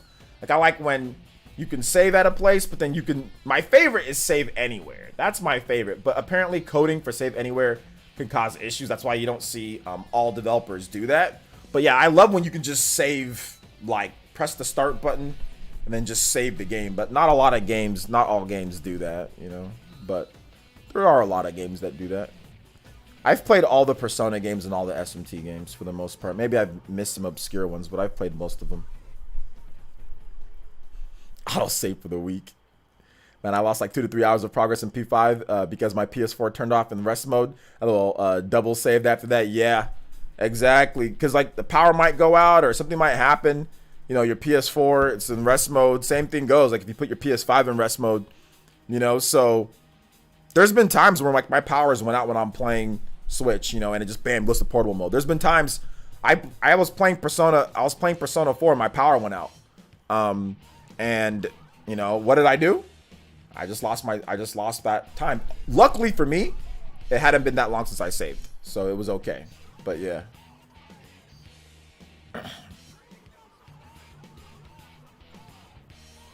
Yeah, or have a power bank. I think that's probably like your best bet is to have a power bank and make sure that you always have a power bank that's charged and ready to go. So go find yourself a nice little power bank, USB-C power bank. You know, that's not expensive. Just go buy a little one, you know, and just have that for backup just in case if you need to, if your power goes out and you need, you know, power for anything, you can use it pretty good. You can use a power bank. So that's what I suggest doing that. Just to be clear, I'm part of the week. Yeah. You're new school. All the new school kiddos are part of the week. Most of them. So yeah.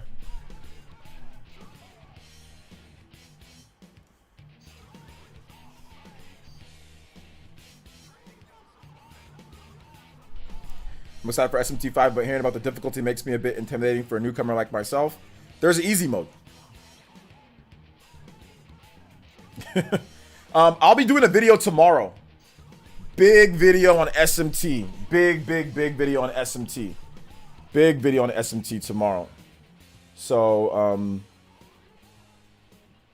so yeah. So I'll be addressing, like, I'll just be playing the game in the first world. So I won't show you guys, even though I showed you guys a little bit of the second, I'll just play the game in the first world and I'll just talk about my experience with 60 hours into the game. Just like no spoilers, just talking about, you know, answering questions and all that. Some type of clickbait or something, I don't know. So like, this is like the best game on Switch or I don't know, something like that. And just talk about why I like the game. Just talk about why I like the game. Pseudo review. So yeah, and I'll talk about the difficulty. I'll talk about what the features are. I'll talk about everything kind of built in. But I really do love SMT5. Like, I think it's my favorite RPG on Switch. I think it is, man. It's man, it's so good. I really do love this game. And I'm not just saying that. I've been waiting for this game for freaking 5 years. Almost 5 years. 2017, 2018, 2019, 2020. 2021 in January, then January, February, March, April, May, June, July, August, September, October, November. So yeah, almost 5 years. So man, it lived up to the hype though. It lived up to the hype, to me at least. Lived up to the hype. Says new game bias? No, it's not a new game bias. Bro, I don't know any game where I put 60 hours into the game in like a week or something like that. Usually I can't play games as much, but I have not been this addicted to an RPG probably since like Fire Emblem 3 Houses or like Xeno 2. Fire Emblem 3 Houses, Xeno 2, but even Fire Emblem 3 Houses has like wonky structure, right? Days, stop, start, go into this, stop, explore this, do that. There's a day. You can't do that. No, you can't go there. No, you have to go here. No. Your days have ran out. It has stop and start structure. which is easier for me to put down the game if I have to work or something like that, right? Because I'm busy. So it's Fire Emblem's flow for me. It's easier for me to put it down and just wait till I can do something else. Whereas SMT is free flowing. It's not always constantly stopping and starting you. You know, you can you hop in. There's a few cutscenes every now and then, but there isn't a lot, at least in the early game. There's a few cutscenes. There's some stuff that sets up stuff, but it drops you in, lets you play, you know, and that type of game is inducive to getting like lost in it more, you know, than a game like Persona for me or a game like Fire Emblem, you know. So I would say the addictiveness is kind of built off the structure of the game. Same thing goes for like Final Fantasy VII Remake, you know, wonky structure, stop, start, stop, long cutscene, days, you know. So yeah. What about all time? I mean, I don't know about all time. I don't know. I'd have to really think about it. But in terms of all time SMT, yeah, it's definitely. I mean, I think it's confident in me saying that it's like my favorite SMT game of all time. My favorite SMT game before that of all time was SMT 4. So that was my favorite. It was basically, SMT 4, then SMT 3. So I definitely think that it's probably above SMT 4 and SMT 3. But that also could be because of the way that I played those games. So I played SMT 3 on a PS2, you know, back in the day. I think I played it backwards compatible. I think I put it on my PS3. So I think I even waited. No, I played it first on my PS2. And then I played it again on my PS3. There we go.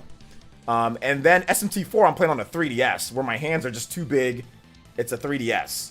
So my enjoyment, sometimes I couldn't keep playing because my hands would hurt with the 3DS. You know? And that game came out in 2013.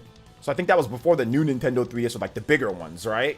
Or something like that. So I know it wasn't as comfortable playing that game from what I remember. Whereas this, it's comfortable. I can play portable. I can play with the controller. I can play on the TV. So it's just more inducive. And the structure too. It's more inducive of just playing for longer time periods. You know? Xenoblade 2 definitely did that. Xenoblade 2 is very much the same way. The structure of Xenoblade 2 and the structure of SMT 5 are very similar. Very, very similar. I think Xenoblade 2 probably has more cutscene-ish stuff. Longer cutscenes and more like emotional story type of stuff. Persona with the heart. It has more of that. SMT is not that as much. But the structure-wise, they are similar. In terms of just kind of dropping you into an area, letting you just do the side quests, run around, have fun, fight monsters at your free will, get chased by stuff, you know, all that stuff. Like the structure is similar. Not completely open world with Xenoblade 2, but not closed off. It's open-ended. I like to call those type of games like open-ended. Not open world, but open-ended, you know? But yeah, Xeno 2 definitely gave me that type of feeling. But SMT is just more, it feels like it's more optimized and built for the Switch than Xenoblade Chronicles 2 was. Xenoblade Chronicles 2 it definitely feels like the side team, right? It feels like the side team, but the best side team ever. You know what I'm saying? Like, it doesn't feel like they put like the Xenoblade X, like the whole squad was rolling on that one, which the whole squad wasn't rolling on Xenoblade 2. It wasn't, you know? It doesn't feel like the whole squad was rolling. Xenoblade 2 is still my favorite. Well, Torna's my favorite. Or, I don't know, Definitive Edition's really good. I don't know. I flip-flop all the way back and forth. But anyway, it doesn't feel like the whole squad was on there, right? Xenoblade 3 will feel like the whole squad's there. Optimizing the whole squad's ready to go. SMT 5 feels like the whole squad was ready. Like the whole SMT squad, like they got all the dudes. They got the Avengers. They assembled them. You know what I'm saying? They said, let's go. Let's get this done. And it took them 5 years. So yeah, they got the squad together on this one. You know, and said, let's make this game. Because it's not easy. You know, like the graphics are great. The gameplay's fun. It's nice and balanced. The story's good. Graphics are just nice. The animations are good. You know, it's just everything just feels just right. Now, and some people might nitpick, or some people think, you know, maybe the graphics aren't so good. Oh, there's blurry. Or I've heard some people say that. I mean, I'm comparing it to other Switch games. I don't see all these other Switch games that have like way better graphics or way better, you know, than SMT5. from what I've seen. But then again, I don't know what I'm talking about, apparently. Apparently, I don't know anything when it comes to graphics. So maybe I don't know what I'm talking about. No autosave is the only reason I like Dad from Earthbound. Can I say how many times I went to the hours in RPG forgetting to save? Yeah. Do you think Xeno will match SMT5? Xeno 3 will match SMT. Xeno 3 might exceed SMT5, yeah. Xeno 3 is probably going to either be equivalent or exceed SMT5 in presentation. Because the squad's back, you know?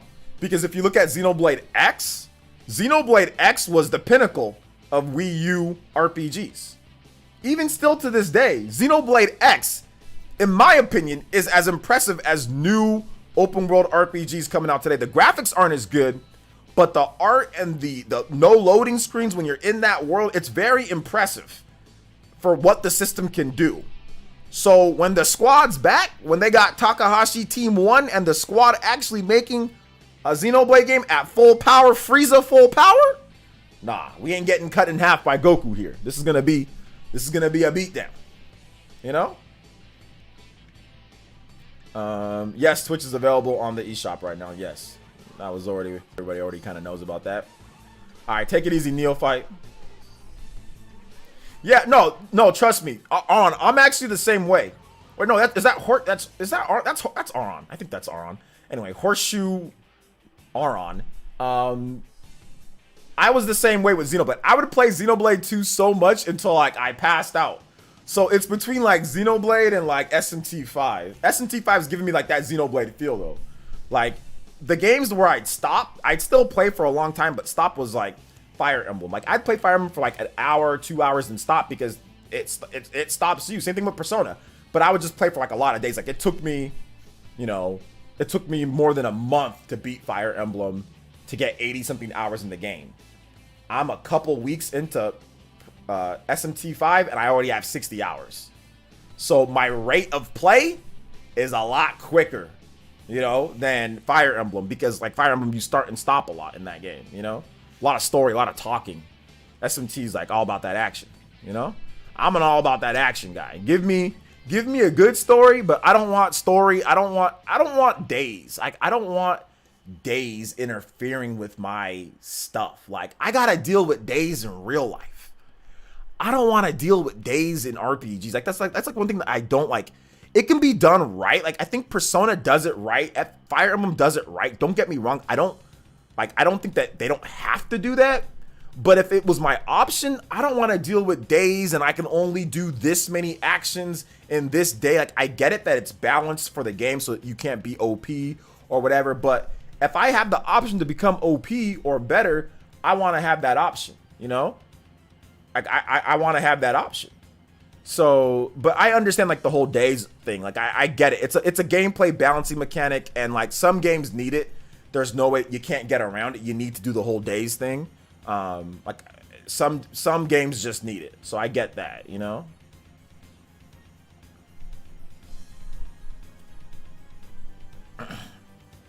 So I didn't like Xenoblade 2, Xenoblade 1, but it sold really well. So 3 will likely be similar, unfortunately. I mean, I don't know. We're gonna have to wait and see. You know, I don't think that they never really copy the same gimmick for any Xenoblade game. So, you know, Xenoblade 1 has its own thing. Xenoblade X has its own thing. Xenoblade 2 has its own thing. Torna even changed up things quite a bit. So I'm not sure if you've played Torna, but Torna even improved the formula quite a bit. But I don't think they're even gonna. I don't think they're gonna go back to even what they did with Xenoblade 2. I think Xenoblade 3 is gonna be different. I think it might have some type of similar story tone, but I don't think it's gonna be like the same type of gameplay. So yeah. So if you want to see, I mean, if you want to see Xenoblade continue, obviously you want to go with what's popular, right? But at the same time, they don't necessarily follow the same type of gimmick in any Xenoblade game. They're all kind of different and have their own unique hooks. So I doubt that they're really gonna just gonna say, okay, Xenoblade 2 sold this, so we're just gonna do the same thing. I doubt they're gonna do that. I think it's gonna be different. Honestly, I do think that. All right, take it easy, Chris. That's what I'm saying. I like to grind and be OP too, though. I also like to do that. I like to be OP and grind. Hell, man, I used to treat my life like that. That's why I said I used to fight back in the day. When I was younger, I thought that if I fought, I'm going to get experience. Well, I guess it's kind of true. If you fight, you get experience. I thought that the more that I fought, if there was a fight to be had, I could level up and become OP and beat up anybody and beat up my brother. That's what I thought would happen. I was never going to beat up my brother, but I thought that it could. And that fighting did give me experience to where when somebody bullied me or when somebody tried to hit me or beat me up, I could defend myself, you know? So yeah, man. That's how I treated my life, man. I was out here trying to do the same thing in RPGs. Jawbreaker with the 5 says, I remember hearing that Monolith was making a new medieval action RPG. Yeah, there was, I reported on that. But it was just some artwork. We don't know what it's actually going to be, but the artwork was kind of like a medieval-ish RPG, but we don't know where that is. The new reports are it's Xeno 3, you know? So yeah. Let's see here. Before I bounce, being OP is the ish. Yeah, exactly. I want to be, if I put in the work, I should be OP. You know what I'm saying? If I put in the work, or the game should scale. The best games scale, but the OP is slightly above the scaling. That's what the best games do. Crappy games, where you level up, it scales with you. That sucks. I hate that. What's the point of leveling up? Games where you can become OP, but you got to work for that OP because there's slight scaling. Those are the best ones. Slight scaling. Or just you don't even have to scale it. Just if I'm better, I'm better. Plain and simple. The Vendetta against. Thank you for the 2. You'll be disappointed if it's Xenoblade 3? Hell, psh, speak for yourself, man. I will not be disappointed if it's Xenoblade 3. Give me Xenoblade 3. I will not be disappointed at all if it's Xenoblade 3. Give me that. Give me it. Don't buy it, man. Let us Xenoblade fans eat. We haven't eaten in a while. It's been a while since we've eaten. If the game's a new IP, what if the game sucks? I don't know if a new IP is going to be good or not. Not that I don't want Monolith Soft to make new IPs. They can. But if they feel that Xenoblade 3 is their best bet and they can make the best game with that, then give me that. If it's a new IP, cool. I'll take what I can get. I'll take whatever Monolith Soft gives. But I'm not going to be disappointed. If Xenoblade 3 comes out and it's hype, there's nothing to be disappointed about. It can be really good. I don't care if it's a new IP or if it's Xenoblade 3. Just give me an amazing game. People play a new IP, it could suck. Tales of Arise is not a new IP. Scarlet Nexus is a new IP. Tales of Arise is better than Scarlet Nexus. New IP doesn't mean it's good. New IP doesn't mean better. All it means is that it's a new IP. Doesn't mean it's going to be better than something that's established. Tales of Arise is better than Scarlet Nexus. We know this.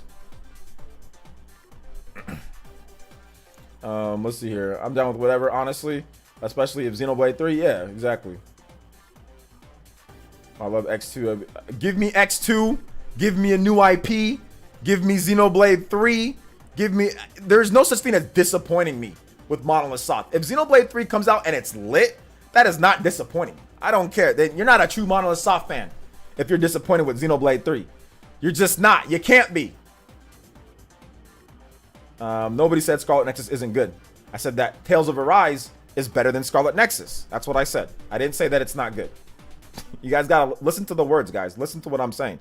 Don't go to absolutes when I say something. If I say that this is better than this, that doesn't mean that what I'm talking about that it's better than isn't good. If I say that it's not good, then I feel personally as an opinion, then it's not good. But I never said Scarlet Nexus isn't good. Don't go to absolutes when I talk, okay? Like I said, I think Resident Evil 7 is trash. That's just my opinion. Okay, then you say, okay, yeah, OJ doesn't like Resident Evil 7. He thinks it's trash. Okay, I know that. I've established. Okay? I'll say it. Resident Evil 6 isn't very good. It's not very good. You know what I'm saying? I'll say it. But if I just say it, well, I think Resident Evil 5 or Resident Evil 4 is better than Resident Evil 5. That doesn't mean Resident Evil 5 isn't good. I just think that Resident Evil 4 is better. You know? So yeah, that's it. That's it. Not a Monolith simp. You're too young to be a Monolith simp.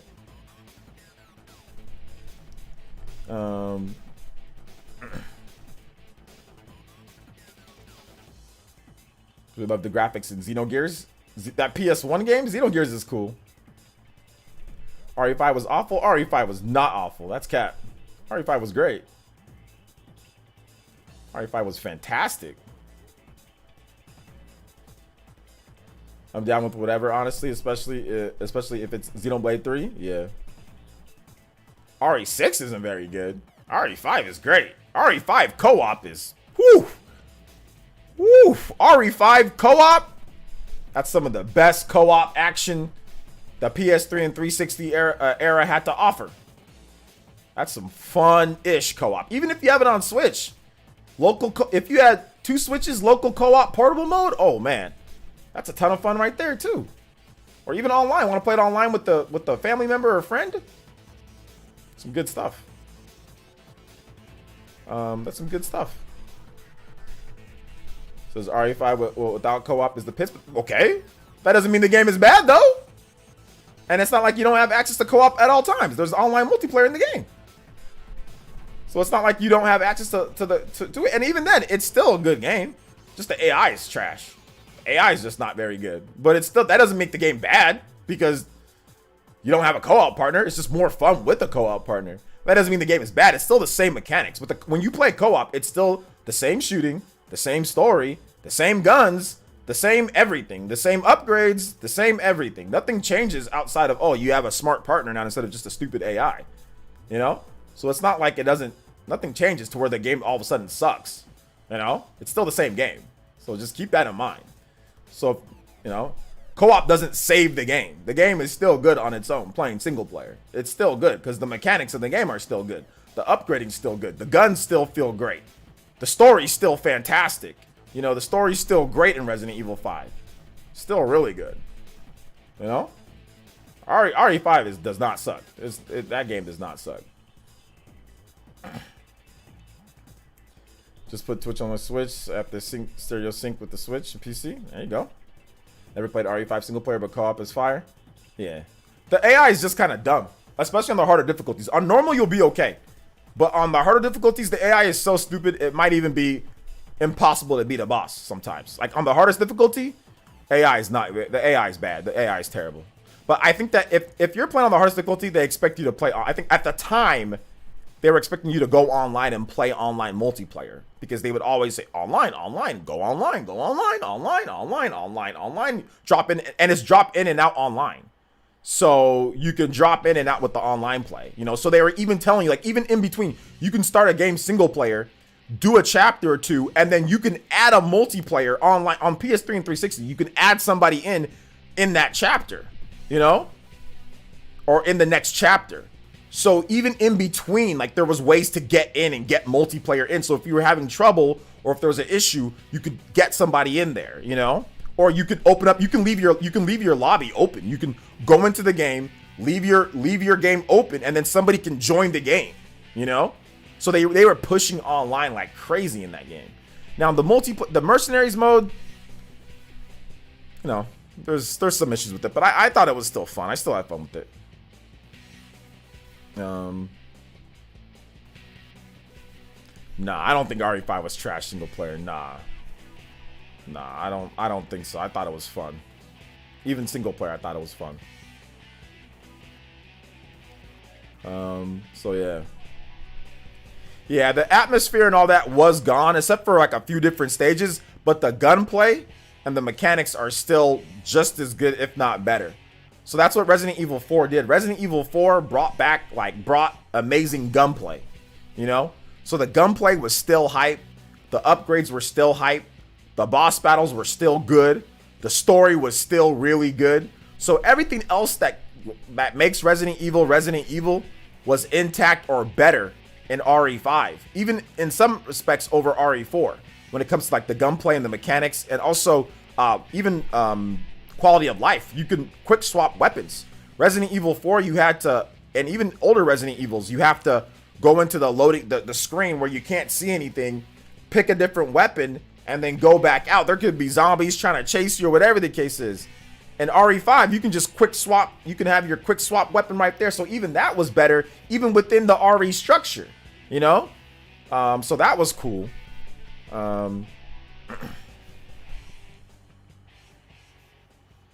So yeah, I really liked RE5. I enjoyed. I still have my original PS5 copy.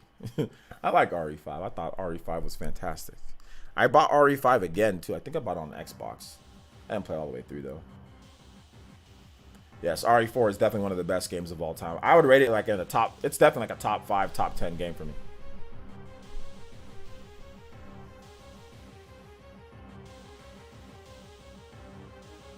Definitely one of those for me. I love Resident Evil. I just don't like these new first-person, weirdo Resident Evils. I'm just not a fan of those.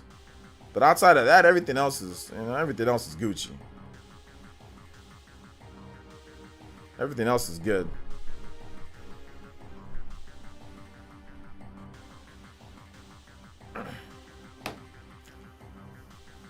RE2 remake imported to Switch. Yeah, I don't know.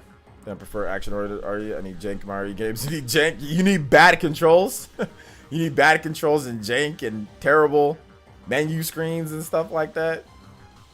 Yeah, I heard about that whole Konami thing digitally. I don't know what they're gonna do though going forward. We'll have to wait and see. SMT5 main stage tournament for Smash and King of Smash tournament all on Sunday. What a stacked weekend. Oh yeah, there's so much stuff, dude. So much stuff going on. Yeah, there's main stage. Main stage, that's gonna be, the finals are gonna be on Sunday, right? So it's gonna be is it gonna be going on the same time that we're playing too? So our tournament's probably gonna not take that long though, to be honest. It's probably not gonna, because like we don't have as many people playing, so our tournament's probably gonna be pretty fast. We're probably gonna run through it pretty quickly,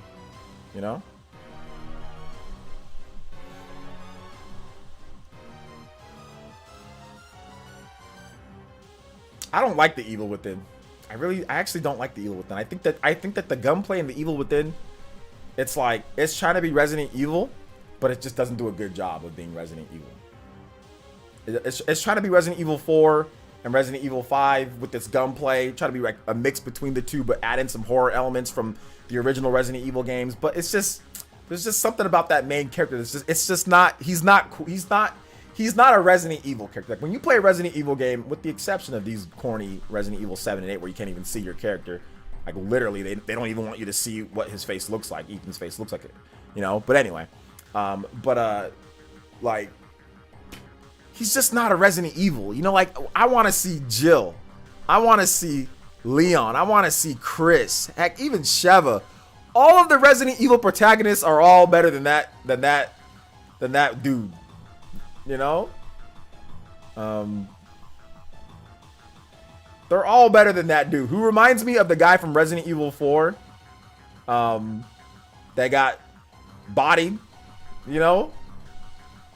so I don't know, man. I'm not a fan of that main character of the Evil Within. Not Leon. The other guy. The guy from Spain that used to be former police. I forgot I know his name, but it escaped me. He gets like what's it called? I think he gets like stabbed through. Yeah, he's too skinny. Yeah, Luis Serra. There you go. Yeah, Luis Serra. That's his name, Luis. He reminds me of like a reject version of that Luis guy. So I mean, yeah, I don't know. I'm not a fan of that Evil Within guy. That's not the reason why I don't like the game though. It's not the only reason why. So yeah.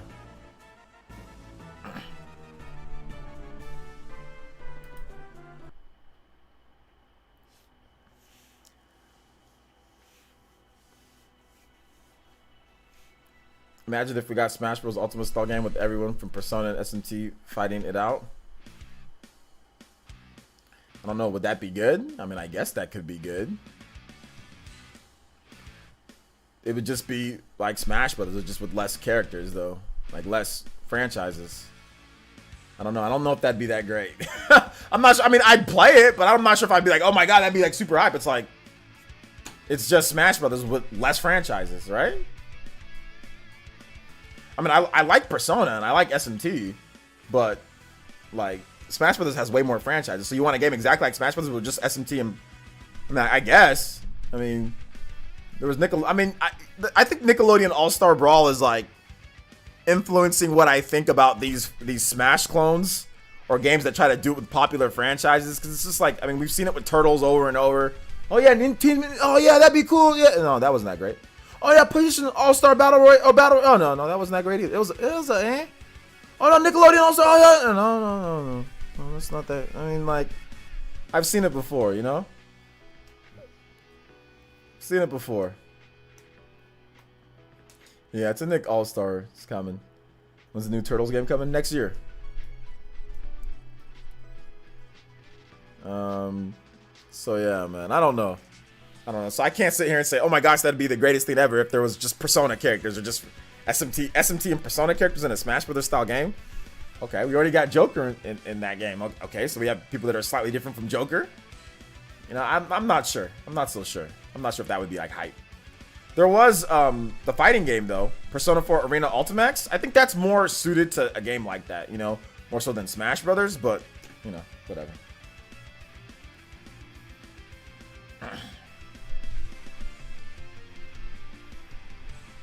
So yeah, man. Tank was quick with that one. Don't forget the Warner Bros. Game with Batman and Tom and Jerry. Oh my gosh, dude. Warner Bros. Yeah, we'll see how that one works out. I'm guessing that it's not gonna work out too well. I'm guessing it's not gonna work out too well, but that's just me. But all right, guys. We went 3 hours here of me simply just talking. We're going to wrap it up for today. Thank you guys so much for joining me. I do appreciate it. If you have not seen my 2 videos for the day, please consider checking out those videos. They are up on the channel and ready to go. So yeah. So they're up on the channel, ready to go. So thank you guys so much for watching. I do appreciate it. We will be back tomorrow on Friday for more streaming and more content. So I do appreciate all of you guys that supported today. Honestly, thank you guys so much. And yeah, I'm gonna make some dinner. I'm actually kind of hungry. I'm gonna make something to eat. I'm gonna get some videos edited and done. Get a video shot for tomorrow morning. And then I will be back with more streams tomorrow. So yeah, we'll see there. We might have a stream, guys. Tomorrow's stream might start up a bit earlier than usual. Because I want to go see the new baby. My sister just had a child, so I want to go see the baby, and I want to go hang out with my my nephew. I'm double uncle now, so I want to go do some of that. So I'll probably stream a little bit earlier, just so I can have some time in the evening to go do that. So, all right, guys, thank you guys so much for watching once again. Appreciate it, and we'll see you guys